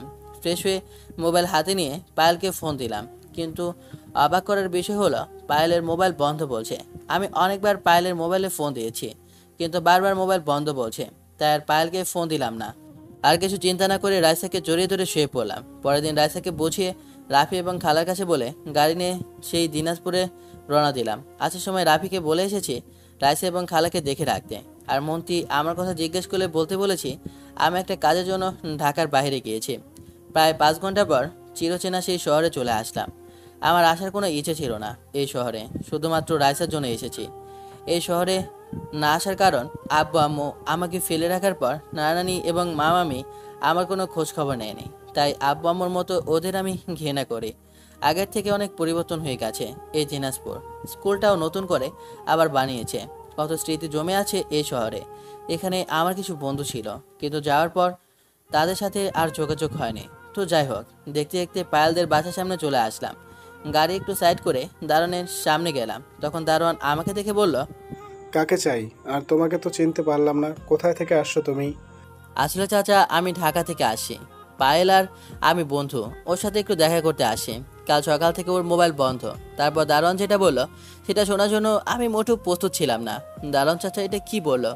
পায়েল এটা কিভাবে করতে পারলো? পায়েল মামুনের জন্য স্যারে বিয়ে ঠিক করেছে। ছেলে স্যারের বন্ধু ছেলে, কিন্তু পায়েল মামুনি এই বিয়েতে রাজি না, তাই স্যার জোর করে পায়েল মামুনিকে বিয়ে দিতে যাচ্ছে আর ওর মোবাইল নিয়ে গেছে। এখন পায়েল কোথায় আছে? ওর সাথে কি কথা বলা যাবে? আমি ওর সাথে 2 মিনিট কথা বলতে চাই। পায়েলকে তো রুমের ভেতরে আটকে রেখেছে, তাকে ঘর থেকে বের হতে দিচ্ছে না। হঠাৎ গতকাল সেই ড্রাইভার ভেতর থেকে বেরিয়ে আসলো যে পায়েলকে বাসায় নিয়ে আসে। আমাকে দেখে ড্রাইভার বলল, আরে ভাই, আপনি এখানে হঠাৎ? আজকে পায়েলের ম্যামদের বাসায়। দারোয়ান ড্রাইভারের কথা শুনে তাকে বলল, তুমি ওকে ভাই বলছো কেন? তুমি কি ওনাকে চেনো? ওনাকে চিনে না? বাংলাদেশের এমন কোনো মানুষ নেই। উনি হচ্ছে সেই মাফিয়া রাসেল, যে গরিব দুঃখী মানুষের জন্য কাজ করে যাচ্ছে, যার নাম শুনলে বড় বড় নেতারা ভয়ে প্রস্রাব করে দেয়। সরি ভাই, আমি আপনাকে চিনতে পারি নাই, আমাকে ক্ষমা করে দেন। আপনাকে এতক্ষণ দাঁড় করিয়ে কথা বলছি। চাচা, আপনি আমার বাবার বয়সী, আমাকে আপনি তুই করে বলবেন। আর আপনি তো কোনো দোষ করে নাই, তাহলে ক্ষমা কেন চাইছেন? তুমি অনেক ভালো একটা ছেলে, তোমার মতো ছেলে হয় না। তোমার নাম অনেকবার শুনেছি কিন্তু কখনো দেখি নাই। আজকে তোমাকে সরাসরি দেখবো তা কখনো ভাবি নাই। আচ্ছা, এসব কথা বাদ দেন, এখন বলেন, আমি কি পায়েলের সাথে কথা বলতে পারবো? তার সাথে কিছু কথা বলতে চাই। ভাই, চাচা কিছু করতে পারবে না। আমি ম্যামদের সাথে কথা বলার সুযোগ করে দিচ্ছি, আপনি গিয়ে গাড়িতে বসুন। এ কথা বলে ড্রাইভার ভিতরে চলে গেল। আমি আমার গাড়িতে গিয়ে বসলাম। প্রায় আধা ঘন্টা পর দেখি ড্রাইভার বোরকা পরা একটা মেয়েকে নিয়ে আমার গাড়ির সামনে আসলো। আমি গাড়ির দরজা খুলে দিলাম। মেয়েটা ভিতরে ঢুকে আমাকে জড়িয়ে ধরে কান্না করে দিল। মেয়েটা আর কেউ নয়, পায়েল। আমি পায়েলকে শক্ত করে জড়িয়ে ধরলাম। পায়েল আমাকে জড়িয়ে ধরে বলল, রাসেল, আমি অন্য ছেলেকে বিয়ে করতে পারবো না। তুমি আমাকে এখান থেকে নিয়ে চলো, তা না হলে আব্বু আম্মা আমাকে জোর করে তার বন্ধুর ছেলের সাথে বিয়ে দেবে। আমি তোমাকে আমি তোমাকে ছাড়া অন্য কাউকে বিয়ে করতে পারবো না। এই পাগলি, তোমাকে আমি অন্য ছেলের সাথে বিয়ে হতে কখনোই দেব না। তুমি জানো, তুমি বাসা থেকে আসার পর পুরো বাসা ফাঁকা ফাঁকা লাগে। রাইসা সারাক্ষণ তোমার জন্য কান্না করে। আমি রাইসাকে কথা দিয়েছি, তোমাকে নিয়ে আমি ঢাকায় ফিরে যাব। তাহলে আমাকে এখান থেকে নিয়ে চলো, আব্বু আমাকে জোর করে বিয়ে দেবে। আমি তোমাকে এবং রাইসাকে ছাড়া থাকতে পারবো না। তুমি কোনো চিন্তা করো না, আমি তোমার আব্বু আম্মুর সাথে কথা বলবো, দেখি ওনারা কি বলে। যদি রাজি হয় তাহলে তো ভালোই, আর রাজি না হলে তোমাকে আমি উঠিয়ে নিয়ে যাব। তাহলে এখন আব্বুর সাথে কথা বলো। আব্বু বলেছে খুব শীঘ্রই বিয়ের দিন তারিখ ঠিক করবে। ঠিক আছে, এখন কি তোমার আব্বু বাসায় আছে? হুম, আব্বু এখন বাসায় আছে। তুমি আমাকে নিয়ে আব্বুর সামনে যাবে? না, তুমি আগে ভেতরে চলে যাও, আমি কিছুক্ষণ পর আসতেছি, আমার জরুরি একটা কাজ আছে। পায়েল ঠিক আছে বলে আমার কপালে একটা চুমু দিয়ে বাসার ভিতরে চলে গেল। আসলে আমার মোবাইলে রাফি অনেকক্ষণ থেকে ফোন দিয়ে যাচ্ছে, তার সাথে কথা বলার জন্য পায়েলকে ভিতরে পাঠিয়ে দিলাম। আমি এবার রাফিকে ফোন দিলাম। ফোন ঢোকার সাথে সাথে রাফি রিসিভ করলো। তখন আমি বললাম, কি রে, এত ফোন দিচ্ছিস কেন? আমি পায়েলের সাথে কথা বলছিলাম, তাই তোর ফোন কেটে দিয়েছি বারবার। ও, আসলে তোকে যে কারণে এত ফোন দিচ্ছি তা হলো, কিছুক্ষণ আগে খবর পেয়েছি মন্ত্রীর বিপক্ষ প্রার্থী তোকে মারার জন্য আমজাদ খানের সাথে হাত মিলিয়েছে। তারা জেনে গেছে তুই এখন দিনাজপুরে আসছিস, তাই আমজাদ খানের লোক তোকে মারার জন্য দিনাজপুরে রওনা দিয়েছে। আমাকে মারার জন্য আমজাদ খানের লোক দিনাজপুরে আসে, সমস্যা নেই, আসুক, দেখি আমজাদ খানের লোক আমার কি করতে পারে। তুই চিন্তা করিস না, নাজিম দিনাজপুরে আছে, আমি তার সাথে কথা বলছি। তোকে সেভ করার জন্য তার লোক নিয়ে তোর কাছে যাচ্ছে। এখন বল, তুই কোথায় আছিস? আমি এখন পায়েলদের বাসার সামনে আছি, ওর আব্বু আম্মুর সাথে কিছু কথা বলবো। তুই নাজিমকে বলিস দিনাজপুর হাই স্কুলের সামনে থাকতে, আমি 1 ঘন্টা পর আসতেছি। রাফি ঠিক আছে বলে ফোন কেটে দিল। আমি গাড়ি থেকে বের হয়ে পায়েলদের বাসার দরজার সামনে দাঁড়িয়ে কলিং বেলে চাপ দিলাম। কিছুক্ষণ পর একটা কাজের বয় এসে দরজা খুলে দিল। আমাকে দেখে কাজের বয় বলল, আপনি কে? আমি পায়েলের বন্ধু, ঢাকা থেকে এসেছি। পায়েলের আব্বু আম্মুর সাথে আমার কিছু কথা আছে। ঠিক আছে, আপনি ভেতরে আসুন, আমি স্যার আর ম্যাডামকে ডেকে দিচ্ছি। এ বলে কাজের বয় ভিতরে চলে গেল। আমি ভেতরে ঢুকে সোফায় গিয়ে বসলাম। কিছুক্ষণ পর পায়েলের আব্বু আম্মু আমার সামনে আসলো। তখন পায়েলের আব্বু বলল, তুমি কে? তোমাকে তো চিনতে পারলাম না। আসলে আপনাদের সাথে আমার কিছু কথা আছে, যদি আপনাদের একটু সময় হতো। সমস্যা নেই, তুমি বলো কি কথা বলবে। আসলে আমি আর পায়েল দুজন দুজনকে ভালোবাসি। আমি চাই পায়েলকে বিয়ে করতে। পায়েল বলেছে তাকে এখান থেকে নিয়ে যেতে, কিন্তু আমি তা কখনো করব না। আমি চাই আপনারা নিজ হাতে পায়েলকে আমার হাতে তুলে দিবেন। তুমি কি জানো আমি পায়েলের বিয়ে ঠিক করে ফেলেছি? ছেলের বাবা আমার বন্ধু, তাদের নিজস্ব ব্যবসা আছে। পায়েলকে আপনারা জোর করে বিয়ে দিতে পারবেন, কিন্তু কখনো আপনার মেয়ে আমাকে ছাড়া সুখী থাকবে না। তোমার কি যোগ্যতা আছে সে আমার মেয়েকে বিয়ে করবে? টাকা পয়সা, বাড়ি গাড়ি, ব্যাংক ব্যালেন্স এসব কিছু আছে তোমার? আমার যা কিছু আছে সেটা 5 ভাগের 1 ভাগ আপনার নেই, আর আপনি এখনো আমার আসল পরিচয় জানেনই না, আমি কে। তা বলো তুমি কে? আর তোমাকে দেখে তো মনে হয় না তুমি আমার থেকে বড় লোক। আমি বড়লোক ভাব নিয়ে চলি না, আমি সাধারণ মানুষের মতোই চলাফেরা করি। আর বাংলাদেশের রাসেল নামে কোনো মাফিয়ার নাম শুনেছেন? শুনেছি। তবে সে খারাপ মানুষের ক্ষতি করে, তাদের মেরে রাস্তায় ফেলে রাখে। সরকার তার কিছুই করতে পারে না। ঠিকই শুনেছেন। আর সেই মাফিয়া রাসেল আমি। আপনার মেয়ে এতদিন আমার ওখানেই ছিল, আর আপনি আমাকে আগে থেকে চিনেন, হয়তো অনেক বছর পর দেখছেন, তাই চিনতে পারেন নাই। তোমাকে আমি চিনি মানে?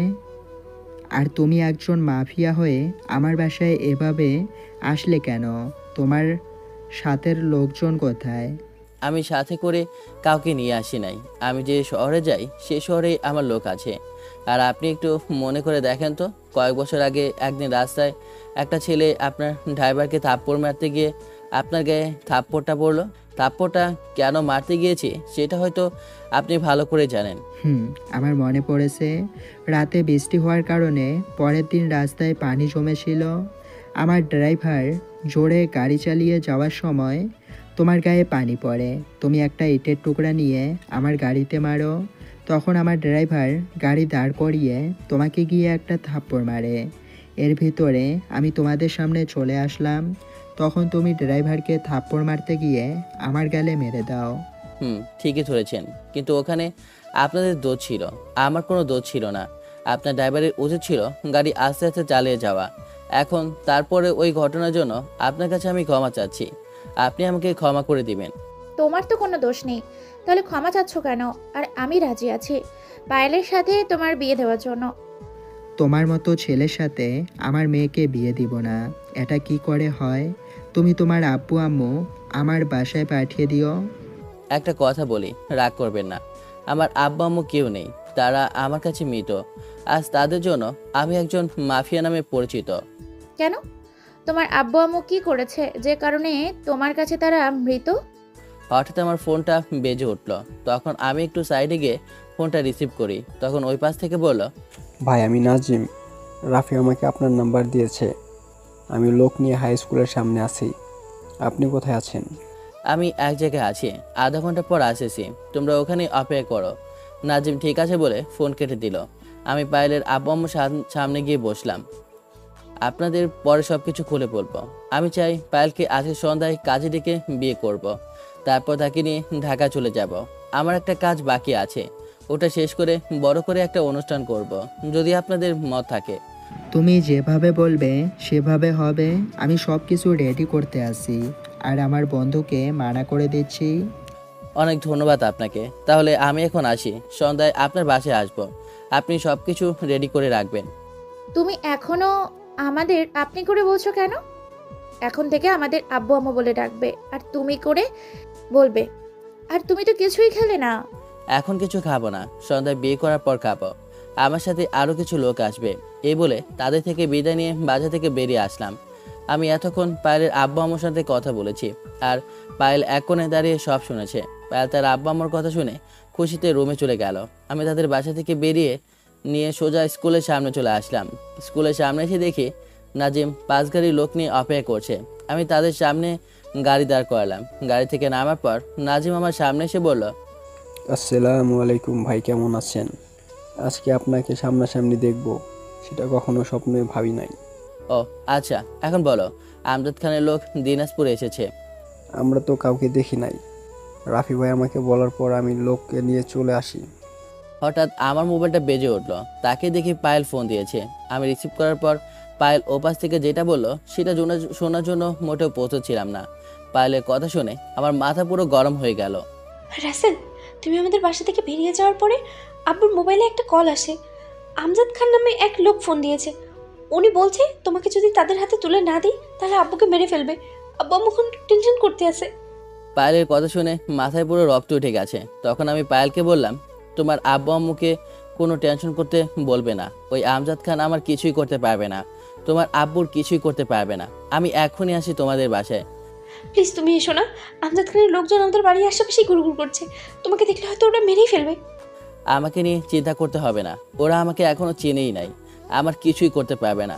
বলে ফোনটা কেটে নাজিম এবং তার লোক নিয়ে পায়েলদের বাসায় যেতে লাগলাম। কিছুক্ষণ পর পায়েলদের বাসার সামনে চলে আসলাম। নাজিমকে আগে গাড়ি থেকে নামতে বললাম, তাকে বলেছি চারপাশে তাকিয়ে দেখতে, কাউকে দেখা যায় নাকি। নাজিম এবং তার লোক গাড়ি থেকে নেমে বাসার চারপাশে তাকিয়ে দেখতে লাগলো, কিন্তু কাউকে দেখতে পায়নি। তারপর আমি গাড়ি থেকে নেমে বাসার ভিতরে ঢুকে দরজার সামনে দাঁড়িয়ে কলিং বেলে চাপ দিলাম। কিছুক্ষণ পর পায়েল এসে দরজা খুলে দিল। আমি আর নাজিম ভিতরে ঢুকলাম আর বাকিদের বাইরে পাহারা দিতে বললাম। ভিতরে ঢোকার পর পায়েলের আব্বু আম্মু আমার সামনে আসলো। তখন আমি বললাম, পায়েল আমাকে ফোন করে সব বলেছে, এখন বলুন আমজাদ খান আপনাকে আর কি বলেছে? আমজাদ খান বলেছে তোমাকে তাদের হাতে তুলে দিতে, পায়েলকে তোমার সাথে বিয়ে দিতে মানা করেছে। আমি যদি এসব কথা তোমাকে বলি তাহলে আমার পরিবার সবাইকে মেরে ফেলবে। এখন তো আপনি আমাকে সব বলে দিয়েছেন, তাহলে যদি আমজাদ খান আপনাকে মেরে ফেলে? আমি ওই আমজাদ খানকে ভয় পাই না। তোমার সাথে কথা বলার পর আমার সাহস বেড়ে গেছে, তাই আমি কাউকে ভয় পাই না। এই সাহস সবসময় মনের ভিতরে রাখবেন, তাহলে কোনো সন্ত্রাসী আপনার কিছুই করতে পারবে না। হঠাৎ বাইরে গোলাগুলির শব্দ শুরু হলো। আমি পকেট থেকে গানটা বের করে নাজিমকে সাথে নিয়ে বাসা থেকে বের হলাম। বাইরে এসে দেখি 15 থেকে 20 জনের মতো লোক আমার লোকদের গুলি করেছে। তখন আমিও তাদের গুলি করতে লাগলাম। নাজিমও গুলি করতে লাগলো। গুলি করতে করতে প্রায় ওদের সবগুলো লোক মারা গেছে, কিন্তু হঠাৎ একটা গুলি এসে আমার হাতে লাগে। আমি নিচে বসে গেলাম। নাজিম আমাকে ধরে বাসার ভিতরে নিয়ে গেল। পায়েল আমাকে দেখে দৌড় দিয়ে এসে জোরে ধরে কান্না করে দিল। তখন আমি বললাম, এই পায়েল তুমি কান্না করছো কেন? আমার কিছুই হয়নি, শুধু হাতে একটা গুলি লেগেছে, এমনিই ঠিক হয়ে যাবে। তুমি বললে ঠিক হয়ে যাবে? তুমি তো ডাক্তার, এখন তোমার হাত থেকে গুলি বের করতে হবে, তোমাকে এক্ষুনি হাসপাতালে নিয়ে যেতে হবে। না মা, রাসেলকে নিয়ে বাসা থেকে বের হওয়া যাবে না। আমজাদ খানের লোক আবার ওর উপর আক্রমণ করতে পারে। আপনি ঠিকই বলেছেন, ভাইকে রুমে নিয়ে যান, আমি দেখি একজন ডাক্তার নিয়ে আসতে পারি কি নাকি। আপনাকে কোথাও যেতে হবে না, আমি ওর গুলি বের করে দেবো, আপনি শুধু ওকে ধরে আমার রুমে নিয়ে আসুন, আমি ওর গুলি বের করার ব্যবস্থা করছি। নাজিম আর পায়েলের আব্বু আমাকে ধরে পায়েলের রুমে নিয়ে এসে বিছানায় শুয়ে দিল। গুলিটা অনেকটা ভেতরে ঢুকে গেছে। কিছুক্ষণ পর পায়েল রুমে এসে আমার পাশে বসলো। আমি তাকিয়ে দেখি পায়েলের হাতে একটা ছুরি। তখন পায়েল বলল, প্লিজ রাসেল, তোমাকে একটু ব্যথা সহ্য করতে হবে, এছাড়া আমি আর কোনো উপায় খুঁজে পাচ্ছি না। আমি ব্যথার কারণে কথা বলতে পারছি না, মাথা নাড়িয়ে বললাম গুলি বের করতে। তখন পায়েল নাজিমকে বলল, আপনি একটু রাসেলকে শক্ত করে চেপে ধরুন, আমি জানি অনেক ব্যথা পাবে। নাজিম আর কোনো কথা না বলে আমার এক হাত শক্ত করে চেপে ধরলো, আরেক হাত পায়েলের আব্বু চেপে ধরলো। পায়েল ছুরিটা আগুন দিয়ে অনেক গরম করলো, তারপর ছুরিটার মাথা দিয়ে গুলিটা বের করতে লাগলো। পায়েল ছুরিটা হাতে লাগানোর সাথে সাথে আমি অনেক জোরে চিৎকার করতে লাগলাম। হঠাৎ আমি ব্যথায় জ্ঞান হারিয়ে ফেললাম। তারপর আর কি হলো আমি বলতে পারবো না। হঠাৎ কারো কান্নার আওয়াজে ঘুমিয়ে গেল। আমি চোখ খুলে তাকিয়ে দেখি রাইসা আমার এক হাত জড়িয়ে ধরে কান্না করতে আছে। তখন আমি রাইসাকে বললাম, আমার মামনি কান্না করছে কেন? আমার তো কিছুই হয়নি, আর তুমি এখানে কার সাথে এসেছো? আমাকে রাফি চাচু নিয়ে এসেছে। চাচু বাইরে সবার সাথে কথা বলছে। আজকে সকালে রাফি চাচু আমাকে নিয়ে এসেছে। হঠাৎ রাফি, নাজিম এবং পায়েল রুমে আসলো। এতক্ষণ তো হাতের দিকে লক্ষ্যই করি নাই। পায়েল আমার গুলিটা বের করে হাতে ব্যান্ডেজ করে দিয়েছে। তখন রাফি বলল, তোর হাতে গুলি লেগেছে, তুই আমাকে একটা মিনিট ফোন করে বলবি না? রাত 3টার সময় নাজিম আমাকে ফোন দিয়ে বলে তোর হাতে আমজাদ খানের লোকে গুলি করেছে। তারপর ভোরে ভোরে রাইসাকে সাথে নিয়ে রওনা দিয়ে এখানে আসলাম। এসেছিস ভালো হয়েছে, আর তোকে ফোন করতে পারি নাই, কারণ হাতে গুলি লাগার পর অনেক ব্যথা করছিল, তাই তোকে ফোন দিতে পারি নাই। এখন বল, কাউকে খুঁজে পেয়েছিস? এখনও কাউকে খুঁজে পাইনি, তবে বেশি দিন লাগবে না ওদের খুঁজে বের করতে। আমার মনে হয় মন্ত্রীর বিপক্ষ প্রার্থীকে ধরতে পারলে আমজাদ খানের সংবাদ পাওয়া যাবে। তুই বলছিস না মন্ত্রীর বিপক্ষ প্রার্থী আমজাদ খানের সাথে হাত মিলিয়েছে আমাকে মারার জন্য? আসলে তোকে না জানিয়ে আমি আমাদের এক লোককে ওই জোনায়েদ সাহেবের ওখানে পাঠিয়েছি একটা কাজের জন্য। তখন ওই লোকটা আমাকে ফোন দিয়ে ওসব কথা বলেছে। তাহলে ঠিক আছে, আগে ওই জোনায়েদ সাহেবকে ধরতে হবে, তাহলে সব খবর পাওয়া যাবে। আমি যে দিনাজপুরে আসি এটা হতো ওই জোনায়েদ সাহেব আমজাদ খানকে বলেছে, তা না হলে বাইরের কেউ জানে না আমি কোথায় আছি। ওনাকে ধরতে হলে তো আমাদের আবার ঢাকায় ফিরে যেতে হবে, কিন্তু তোকে এই অবস্থায় রেখে আমি কোথাও যাব না। আমজাদ খানের লোক আবার আক্রমণ করতে পারে। তোদের কোথাও যেতে হবে না, আমি মেয়েদির সাথে কথা বলছি। মেয়েদিকে এবার ওপরে নিয়ে আসতে হবে। এবার আমাদের খেলা শুরু হবে। ওই আমজাদ খান এবং তার লোক কাউকে বাঁচিয়ে রাখবো না। এবার বাংলাদেশ থেকে সব অবৈধ ব্যবসায় আগুন লাগিয়ে দেব। তুই ঠিকই বলেছিস, এবার আমাদের দেশের জন্য কিছু করতে হবে। দেশটাকে সন্ত্রাসী, চাঁদাবাজি, টেন্ডারবাজি ওদের হাত থেকে বাঁচাতে হবে। তারপর আমাদের কাজ ছেড়ে দিব। হঠাৎ পায়েল বলল, আপনাদের কথা শেষ হয়েছে? তাহলে এবার রাফি আর নাজিম তোমরা একটু নিচে যাও, তোমাদের জন্য রাস্তা রেডি। আমি রাইসা এবং রাসেলকে রুমে খাইয়ে দিচ্ছি। নাজিম আর রাফি ঠিক আছে বলে রুম থেকে বেরিয়ে গেল। পায়েল আমাকে ধরে বসালো। তখন পায়েল বলল, তুমি বসো, আমি তোমার জন্য পানি নিয়ে আসছি। আর রাইসা মামনি, তুমি আমার সাথে এসো, ফ্রেশ হয়ে বাবার সাথে খাবার খাবে। রাইসা আর পায়েল ওয়াশরুমে ঢুকে ফ্রেশ হয়ে আসলো, আর সাথে পানি নিয়ে এসে আমার মুখটা ধুয়ে দিল। পায়েল রুম থেকে বেরিয়ে আমার জন্য নাস্তা নিয়ে আসলো। পায়েল নিজ হাতে আমাকে এবং রাইসাকে খাইয়ে দিয়েছে। নাস্তা খাওয়া শেষ হওয়ার পর পায়েল আমাকে ওষুধ খাইয়ে দিল। তখন আমি পায়েলকে বললাম, পায়েল, তোমার অনেক কষ্ট হচ্ছে তাই না? এটা তুমি কি বলছো? আমি আমার স্বামী সেবা করছি, এখানে কষ্ট পাবার কি আছে? এখনো তো আমাদের বিয়ে হয়নি। হয়নি তো কি হয়েছে? তুমি আগে সুস্থ হয়ে ওঠো, তারপর আমাদের বিয়ে হবে। যদি আমজাদ খানকে মারতে গিয়ে মরে যাই তখন তুমি কি করবে? তখন আমিও তোমার কাছে চলে যাব। তুমি যদি আমার কাছে চলে আসো তাহলে আমার মেয়েকে কে দেখে রাখবে? তখন তো তুমি ছাড়া ওর আপন কেউ থাকবে না। আমার কথা শুনে রাইসা বলে উঠল, যদি তোমার কিছু হয় তাহলে আমি আর আম্মু তোমার কাছেই চলে যাব। আমার কোনো কথা না বলে রাইসা এবং পায়েলকে জড়িয়ে ধরলাম। পায়েল আর রাইসা আমাকে শক্ত করে জড়িয়ে ধরলো। হঠাৎ আমার মোবাইলে একটা কল আসলো। কলটা রিসিভ করার পর ওই পাশ থেকে যে কথা বললো তার কথা শুনে আমার মাথা গরম হয়ে গেল। ওই পাশ থেকে যে ফোন করেছে সে আর কেউ নয়, বর্তমান মন্ত্রী। মন্ত্রী বলল, রাসেল মাফিয়া, তোর সাহস কি করে হলো আমার অবৈধ ব্যবসা আগুন লাগানো? তুই আমাকে এখনও চিনতে পারিস নাই, তোকে আমি মেরেই ফেলবো।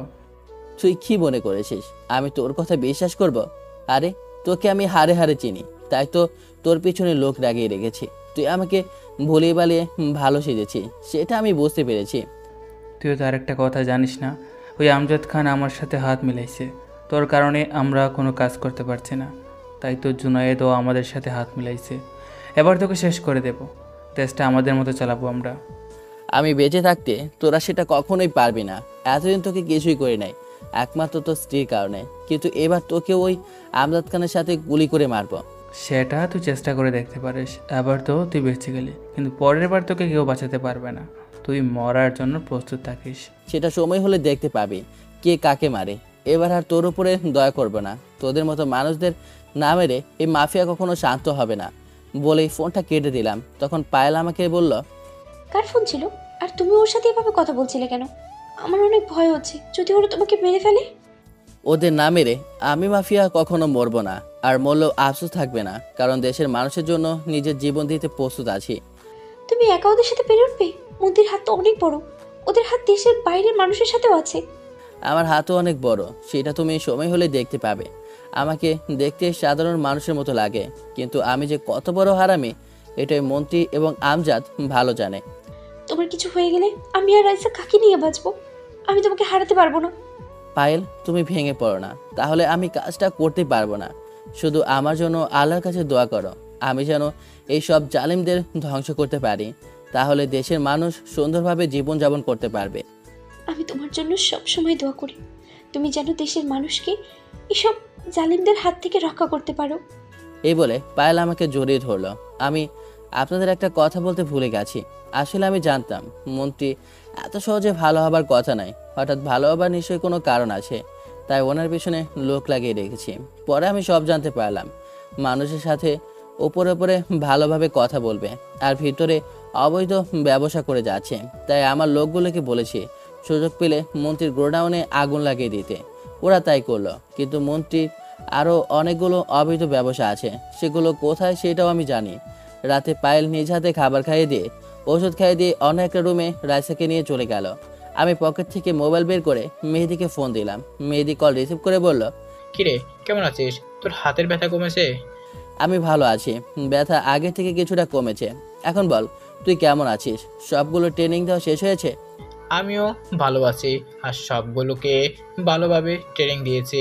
এখন তুই বললে উপরে উঠে আসবো, আমাদের কাজ শুরু করে দিব। কালকে তুই সবাইকে নিয়ে উপরে উঠে আসবি, আর মন্ত্রী এবং জুনিয়রদের যত অবৈধ ব্যবসা আছে সবগুলো ধ্বংস করে দিবি। তাদের লোক একটাকেও বাঁচিয়ে রাখবি না, সবগুলোকে মেরে মাটির নিচে পুঁতে রাখবে। ঠিক আছে, তুই যেভাবে বলবি সেইভাবে কাজ হয়ে যাবে। আর আমার অ্যাকাউন্ট কিছু টাকা পাঠিয়ে দিস। সমস্যা নেই, আমি রাফিকে বলে দিব, সে তোর অ্যাকাউন্টে টাকা পাঠিয়ে দেবে। আর কখন কি হয় আমাকে জানাবি। মেহেদি ঠিক আছে বলে ফোনটা কেটে দিল। এবার আপনাদের একটা গোপন কথা খুলে বলি। মন্ত্রী স্ত্রী মানে আন্টি আমাকে একদিন তার রুমে নিয়ে দরজা বন্ধ করে বলল, রাসেল, আমার একটা কাজ করে দিতে পারবে? হয়তো যে কাজের কথা বলবো তুমি সেটা কখনোই কল্পনা করতে পারবে না, কিন্তু তুমি আমার কাজটা করে দিবে। আমি জানি তুমি এই কাজটা করতে পারবে।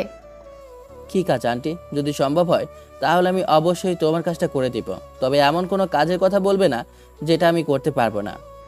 আমার কাজটা হচ্ছে আমার স্বামী মানে তোমার আঙ্কেলকে মেরে ফেলতে হবে।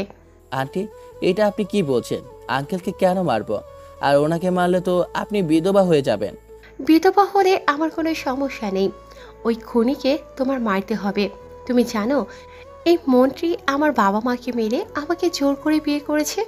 আমি অনেক চেষ্টা করছি ওকে মারার জন্য, কিন্তু মারতে পারি নাই। তুমি ওকে মেরে ফেলো। ওর মতো খুনির সাথে আমি সংসার করতে চাই না। ও শুধু আমার বাবা মাকে মারে নাই, ও আমার ভালোবাসার মানুষটাকেও মেরে ফেলেছে। আন্টি কথাগুলো বলতে বলতে ওনার চোখ দিয়ে পানি পড়ে, পুরো বাড়ি ভিজে গেছে। আন্টির কথা শুনে যেন আমার পায়ের নিচে মাটি সরে গেল। তখন আমি আন্টিকে বললাম, আচ্ছা আন্টি, মন্ত্রী কেন আপনার বাবা মাকে মেরেছে এবং আপনার ভালোবাসার মানুষকে কেন মেরেছে? আমার কথা শুনে আন্টি বলতে লাগলো, এই মন্ত্রী আমার বাবার সম্পত্তির জন্য আব্বু আম্মুকে মেরে ফেলেছে। তখন এই মন্ত্রীর কিছুই ছিল না। এই মন্ত্রী আব্বুর অফিসে একজন ম্যানেজার ছিল। আব্বু তাকে অনেক বিশ্বাস করত, কিন্তু মন্ত্রী আব্বুর সাথে বেইমানি করে। বাড়ি গাড়ি অফিস ব্যাংক ব্যালেন্স সব কিছু সই করে নিয়ে যায়। আব্বু পুলিশের কাছে মামলা করতে যাওয়ার সময় আব্বু আম্মুকে বাসায় মেরে ফেলে। তারপর আমাকে উঠিয়ে নিয়ে এসে বিয়ে করে।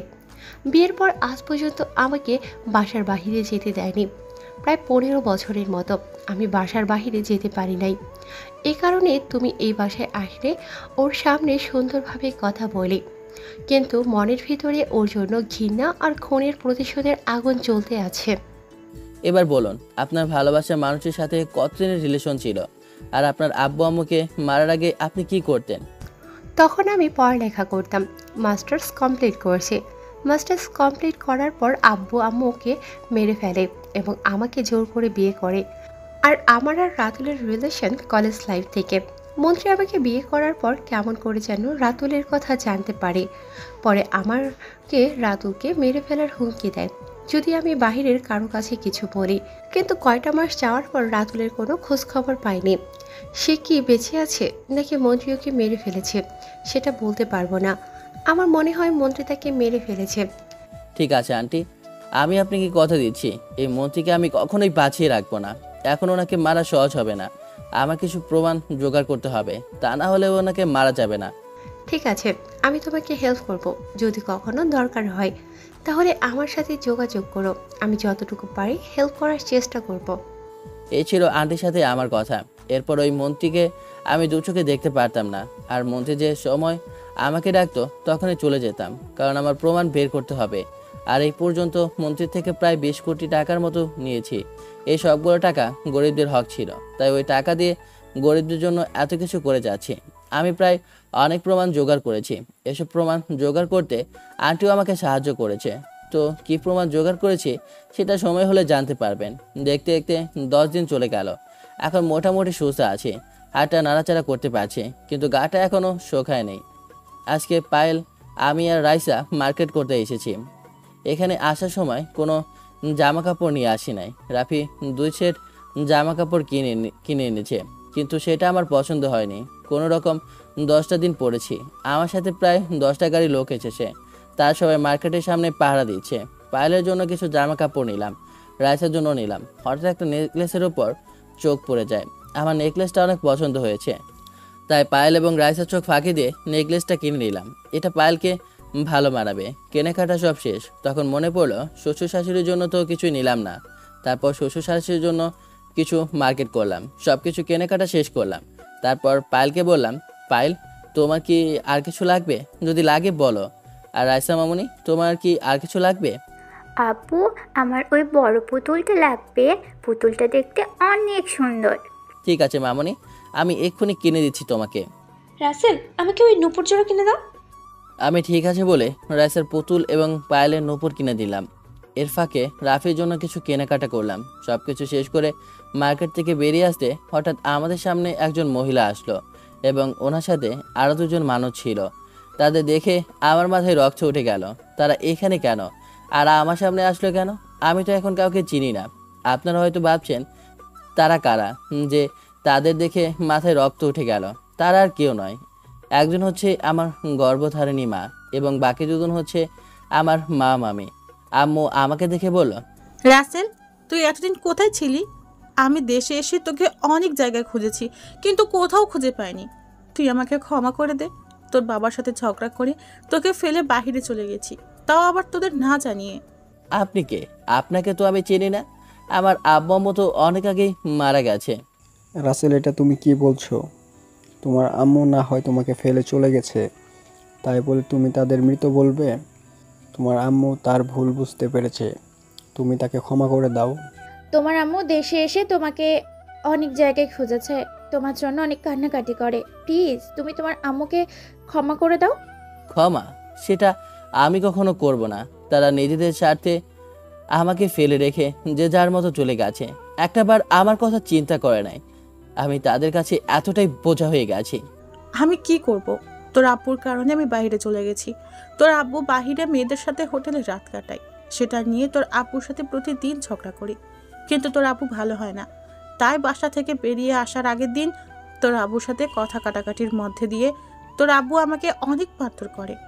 তাই কাউকে না বলে বাসা থেকে বেরিয়ে একটা বান্ধবীর বাসায় চলে যায়। তার কিছুদিন পর কানাডা চলে যায় আমার আরেক বান্ধবীর কাছে। তোর কথা অনেক মনে পড়েছে, প্রতিদিন রাতে কান্না করতাম। কয়েক বছর যাওয়ার পর আর থাকতে না পেরে বাংলাদেশে চলে আসি। এসে তোকে অনেক জায়গায় খুঁজেছি, কিন্তু কোথাও পাইনি। আজকে তোর মামাতো বোন রিয়ার জন্য বিয়ের মার্কেট করতে আসি, হঠাৎ দেখি তুই মার্কেট থেকে বেরিয়ে আসছিস।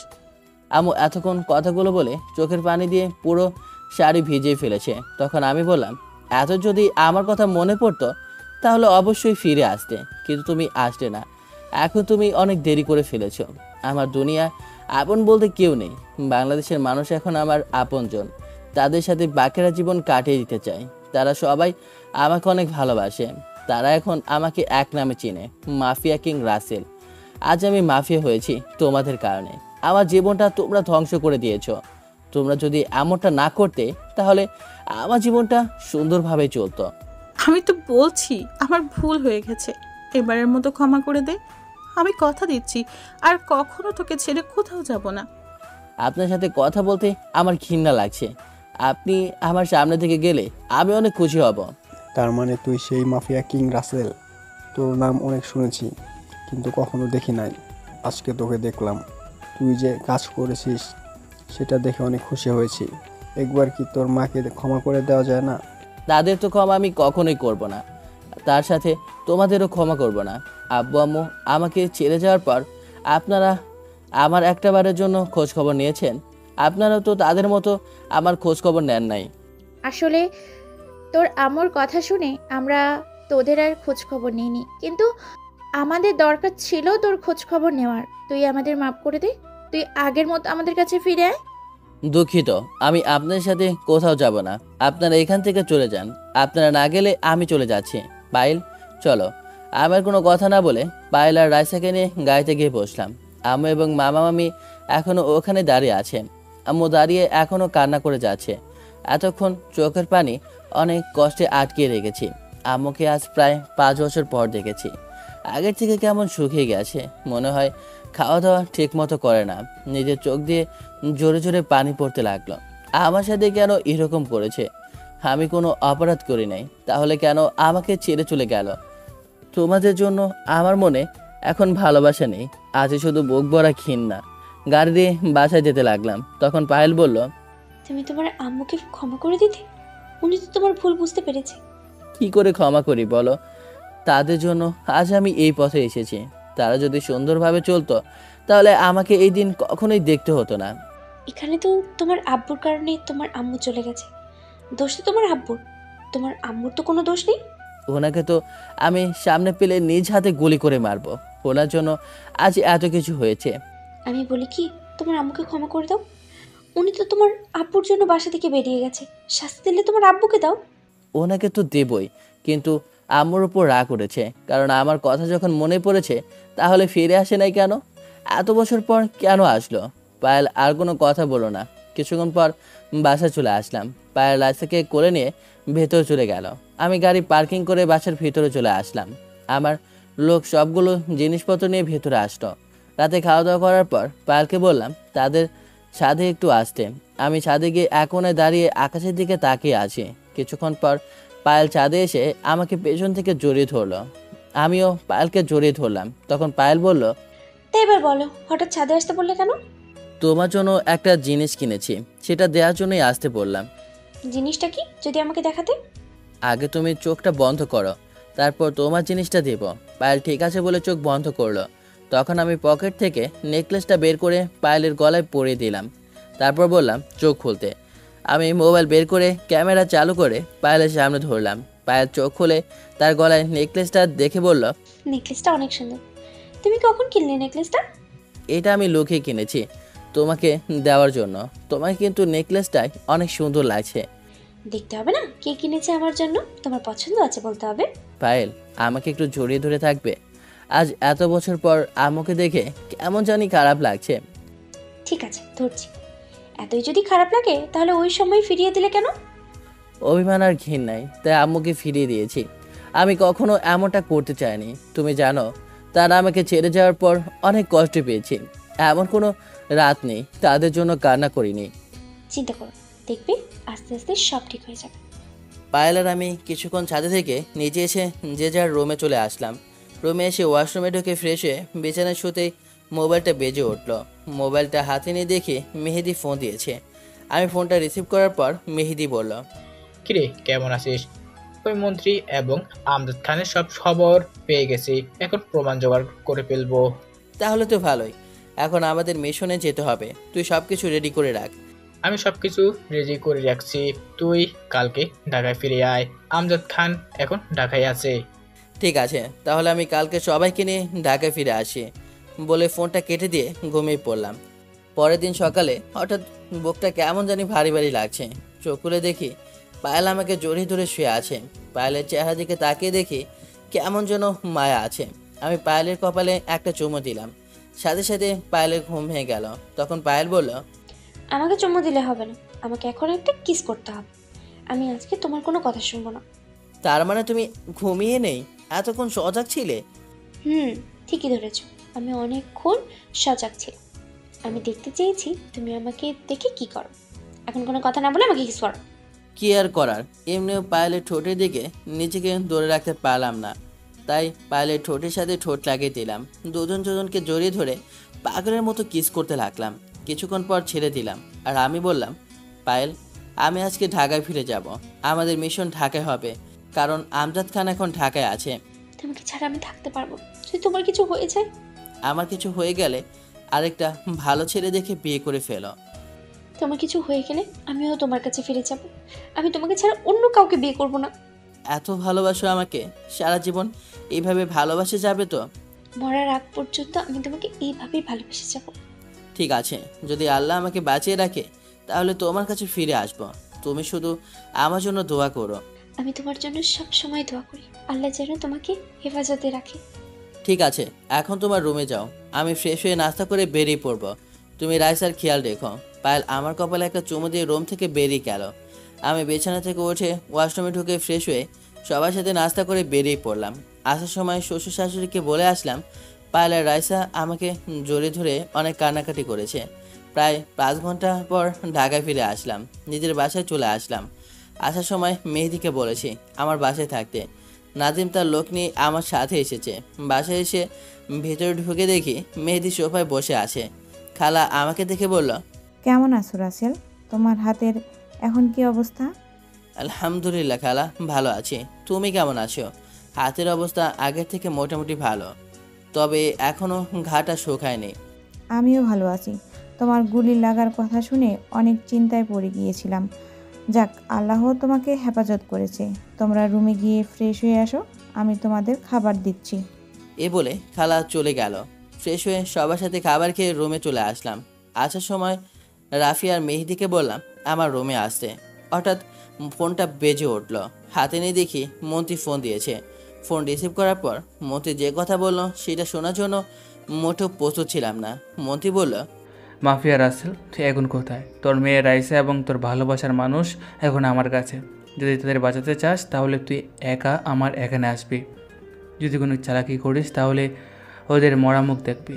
তোর বাসার সামনে একটা গাড়ি আসবে, সোজা ওটাতে উঠে যা। তুই ওদের কিছু করবি না, আমি তোর কথা মতো এখনই আসি।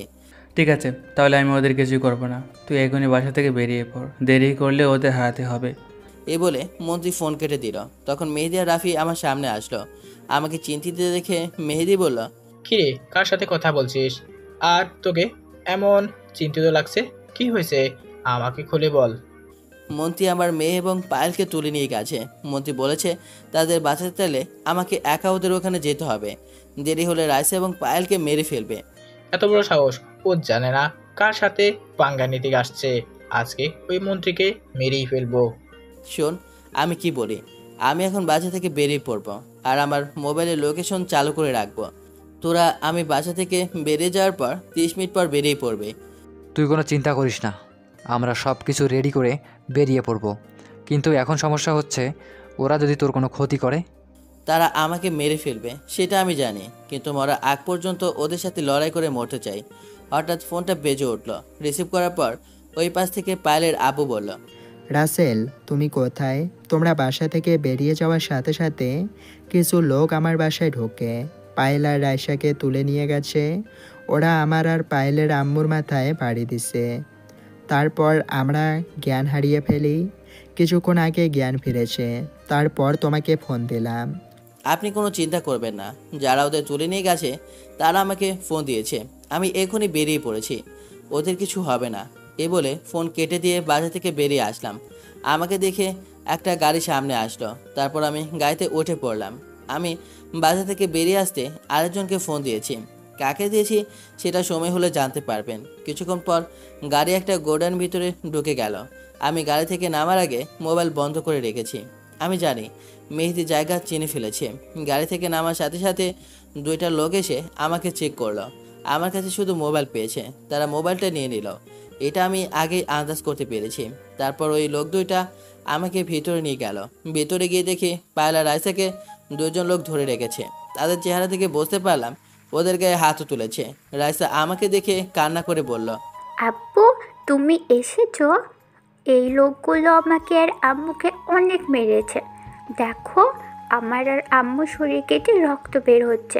তুমি আমাদের ওদের হাত থেকে বাঁচাও। আম্মু, তোমাদের কিছু হবে না। আব্বু, এসে গেছি, এখন তোমরা বাসে যেতে পারবে।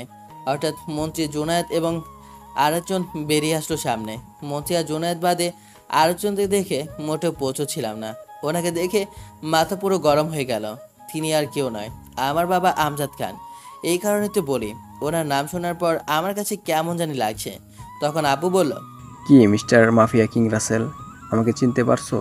আমি সেই আমজাদ খান, তুমি যাকে খুঁজে বেড়াচ্ছ, মানে তোমার জন্মদাতা পিতা। তোমার মতো পিতাকে আমি ঘৃণা করি। তোকে আমি কখনো বাবা মারি না। তুই একটা ধোঁকাবাজ, তুই একটা খুনি। তুই নিষ্পাপ একটা মেয়ের বাবা মাকে খুন করেছিস। তোকে আজকে আমি নিজ হাতে মারবো। সেটা তুমি কখনোই পারবে না। ওরা আমার অবৈধ ব্যবসার কথা পুলিশের কাছে বলে দিয়েছে, তাই ওদের মেরে ফেলছি। আজকে তোমার জীবনের শেষ দিন। তোমাকে মারার জন্য আজকে ওদের তুলে নিয়ে এসেছি। তুমি কি মনে করেছো আমরা তোমাকে মারতে পারবো না? তোমার হাতে গুলি লাগার পর থেকে তোমার ওখানে চারপাশের লোক লাগিয়ে রেখেছি। পরে তুমি যখন ঢাকায় ফিরে এসেছো, তখন আমার লোকগুলোকে বললাম তোমার ভালোবাসা এবং তোমার মেয়েকে তুলে আনতে। এখন তোকে আমি নিজ হাতে মারবো। আব্বুর কথা শুনে মন্ত্রী বলল, না আমজাদ খান, ওকে আমি নিজের হাতে মারবো। ও আমার অবৈধ সব ব্যবসায় আগুন লাগিয়ে দিয়েছে, আমার কোটি কোটি টাকার ক্ষতি করছে। মন্ত্রীর কথা শুনে জুনায়েদ বলল, ও তোমার আমার একা ক্ষতি করে নাই, আমারও অনেক টাকার অবৈধ সম্পদ নষ্ট করেছে। আমি তাকে নিজ হাতে মারবো। তখন আমি ওদের সবাইকে বললাম, আমাকে মারবি ভালো কথা, তাহলে ওদের আটকে রেখেছিস কেন? ওদের ছেড়ে দে, আমি তো কোথাও যাচ্ছি না। তুই যেতে চাইলেও পারবি না, ওদের ছেড়ে দে আর মাফিয়া রাসেলকে দড়ি দিয়ে বেঁধে ফেল। পায়েল আর রাইসা মামনি, তোমরা বাসায় চলে যাও। আব্বু ওদের সাথে কিছু হিসাব মিলিয়ে আসে। না, আমি তোমাকে ছাড়া যাব না, ওরা তোমাকে মেরে ফেলবে। পায়েল, তুমি আমাকে নিয়ে চিন্তা করো না, ওরা আমার কিছুই করতে পারবে না। তুমি রাইসাকে নিয়ে বাসায় চলে যাও। পায়েল আর কোনো কথা না বলে রাইসাকে নিয়ে গোডাউন থেকে বেরিয়ে গেল। তারপর আমজাদ খানের লোক এসে আমাকে একটা চেয়ারে বেঁধে ফেললো। তখন আমজাদ খান বলল, এই মাফিয়া তোমাদের যেমন ক্ষতি করেছে তেমন আমার অনেক লোকও মেরে ফেলেছে। মনে করছে আমার দ্বিতীয় স্ত্রীকে মেরে বাংলাদেশে অবৈধ ব্যবসা করব, কিন্তু ওর জন্য পারছি না। আজকে আমরা তিনজনে ওকে গুলি করে মারবো। ঠিক বলছিস, ওর জন্য ঠিকভাবে ব্যবসা করতে পারছে না। যে কাজ করতে যায় সবগুলোতে বাধা দেয়। ওকে মেরে আবার নতুন করে অবৈধ ব্যবসা শুরু করব। আমার নিজের মতো দেশটা চালাবো। আমার কথায় দেশের মানুষ উঠবে আর বসবে। তাহলে দাঁড়িয়ে আছিস কেন? ওকে মেরে ফেল। আমাদের অনেক জ্বালিয়েছে, আজকে ওকে মেরে আমরা বাংলাদেশের রাজত্ব কায়েম করব। এই বলে ওরা তিনজন যে আমাকে গুলি করতে যাবে তখন বাইরে গোলাগুলির শব্দ শুরু হলো। তাদের একটা লোক এসে বলল, ভাই ভাই বাইরে 4টা হেলিকপ্টার দিয়ে আমাদের আক্রমণ করছে। হেলিকপ্টার দিয়ে যারা আক্রমণ করছে তারা সবাই সেনাবাহিনীর লোক এবং মাফিয়া রাসেলের লোকও সাথে আছে। ওদের লোকটার কথা শুনে আমজাদ খান বলল, তুই আমাদের সাথে চিটিং করছিস, কিন্তু তোর লোক আক্রমণ করেছে সেটা মানলাম, কিন্তু সেনাবাহিনী আমাদের উপর আক্রমণ করেছে কেন? আমজাদ খানের কথা শুনে আমি হাসতে হাসতে বললাম, তোরা কি আমাকে এতই বোকা মনে করেছিস যে তোদের কথা মতো আমি এমনি এমনি চলে আসব? আমি আসার সময় সব প্ল্যান করে এসেছি। আগে আমজাদ খান, আপনি সালাউদ্দিন মেহেরকে চেনেন? মেজর সালাউদ্দিন তো আমার এক সময় বন্ধু ছিল, কিন্তু তার সাথে কিছু কথা কাটাকাটি হয়, তারপর থেকে ওর সাথে যোগাযোগ করি না। তাহলে ঠিকই ধরেছেন, ওই আপনার বন্ধু সালাউদ্দিন আঙ্কেলের সাথে আমার ভালো পরিচয়। উনি আমার কাজ সম্বন্ধে সব কিছু জানে। উনি বলেছে কখনো তাকে দরকার হলে ফোন দিতে, তাই আসার সময় ওনাকে ফোন দিয়ে আসি। আর আমার আরেকটা কাজ হয়ে গেছে, যেটা তোদের ফাঁসি দইতে চলবে, কিন্তু আমি তোদের আইনের আওতায় তুলে দেব না। আমি নিজ হাতে তোদের মারব। তোরা আমার সাথে এতক্ষণ কী কী বলেছিস সব কিছু এতক্ষণ ভিডিও হয়েছে, এই দেখ। আমার কথা শুনে মন্ত্রী জুনায়েদ এবং আমজাদ খান ভয় পেয়ে গেছে। আমি এসব বাসা থেকে বেরিয়ে আসার আগেই করে এসেছি। তখন আমজাদ খান বলল, আমরা যেহেতু আজকে ধরা খেয়েছি, তাহলে তোকে বাঁচিয়ে রাখবো কেন? আমাদের সাথে তোকেও মরতে হবে। এই কথা বলে আমাকে গুলি করতে গেলে রাফি আর মেহেদি গোডাউনের ভিতরে ঢুকে ওদের গুলি করা শুরু করলো। তারা সবাই আড়ালে চলে গেল। রাফি আর মেহেদি আমার বাঁধন খুলে দিল আর আমার কোটটা গায়ে দিয়ে দিল, যেটা আমাকে গুলি করলে কিছুই হবে না। আমি ওদের গুলি করা শুরু করলাম। এক পর্যায়ে ওদের লোক সবগুলো গুলি খেয়ে মাটিতে গড়াগড়ি করতে করতে মারা যায়। তারপর আমি মন্ত্রী আর জোনায়েদের সামনে গিয়ে তাদের শ্যুট করা শুরু করি। মন্ত্রী আর জোনায়েদ গুলিকে মাটিতে গড়াগড়ি খেতে খেতে মারা যায়। আমজাদ খান ভয়ে এক কোণায় লুকিয়ে পড়ে। আমি আমজাদ খানের সামনে গিয়ে দাঁড়ালাম। তখন আমজাদ খান বলল, রাসেল, আমাকে মারিস না, আমি তোর বাবা। আমি কথা দিচ্ছি আমি এরকম কাজ আর কখনো করব না। তুই এবারের মতো আমাকে ছেড়ে দে। তোকে আমি কখনো মারতাম না। তুই যদি নিষ্পাপ ওই মেয়ের আব্বু আম্মুকে না মারতি, তোকে আমি বাঁচিয়ে রাখবো না। তোকে বাঁচিয়ে রাখলে আবার অবৈধ ব্যবসা করবি। না রাসেল, আমি আর এসব কাজ করব না। আমি এদেশ থেকে দূরে কোথাও চলে যাব। সেটা তো আমি কখনো করব না। আইনের আওতায় তুলে দিলে তোকে ফাঁসির আইন কার্যকর করবে, কিন্তু আমি তোকে আইনের আওতায় তুলে দেব না। তোকে আমি নিজ হাতে মারবো। এই যেই না গুলি করতে যাব, ঠিক তখনই সালাউদ্দিন আঙ্কেল এসে আমার হাত থেকে গুলি ফেলে দিল। তখন তিনি বলেন, রাসেল, তুমি আইন নিজের হাতে তুলে নিও না। আদালত ওকে ফাঁসি রায় দিবে। না আঙ্কেল, ওকে আমি নিজ হাতে গুলি করে মারবো। আমি বলছি তুমি এমন কাজ করো না। তুমি ওকে আমার হাতে দিয়ে দাও। আমি কথা দিচ্ছি ওকে ফাঁসির দড়িতে ঝোলাতে যা যা দরকার আমি তাই করব। আঙ্কেলের কথা শুনে আর কিছু করলাম না। আঙ্কেল আমজাদ খানকে নিয়ে গেল। তারপর আমরা সবাই বাসা চলে আসলাম। আজ 1 মাস পর এখন আমি বর্তমান মন্ত্রী।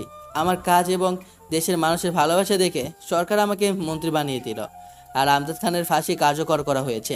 আমি এখন একটা স্টেজে দাঁড়িয়ে বলতে লাগলাম, আমি কখনো ভাবিনি আপনাদের এত ভালোবাসা পাবো।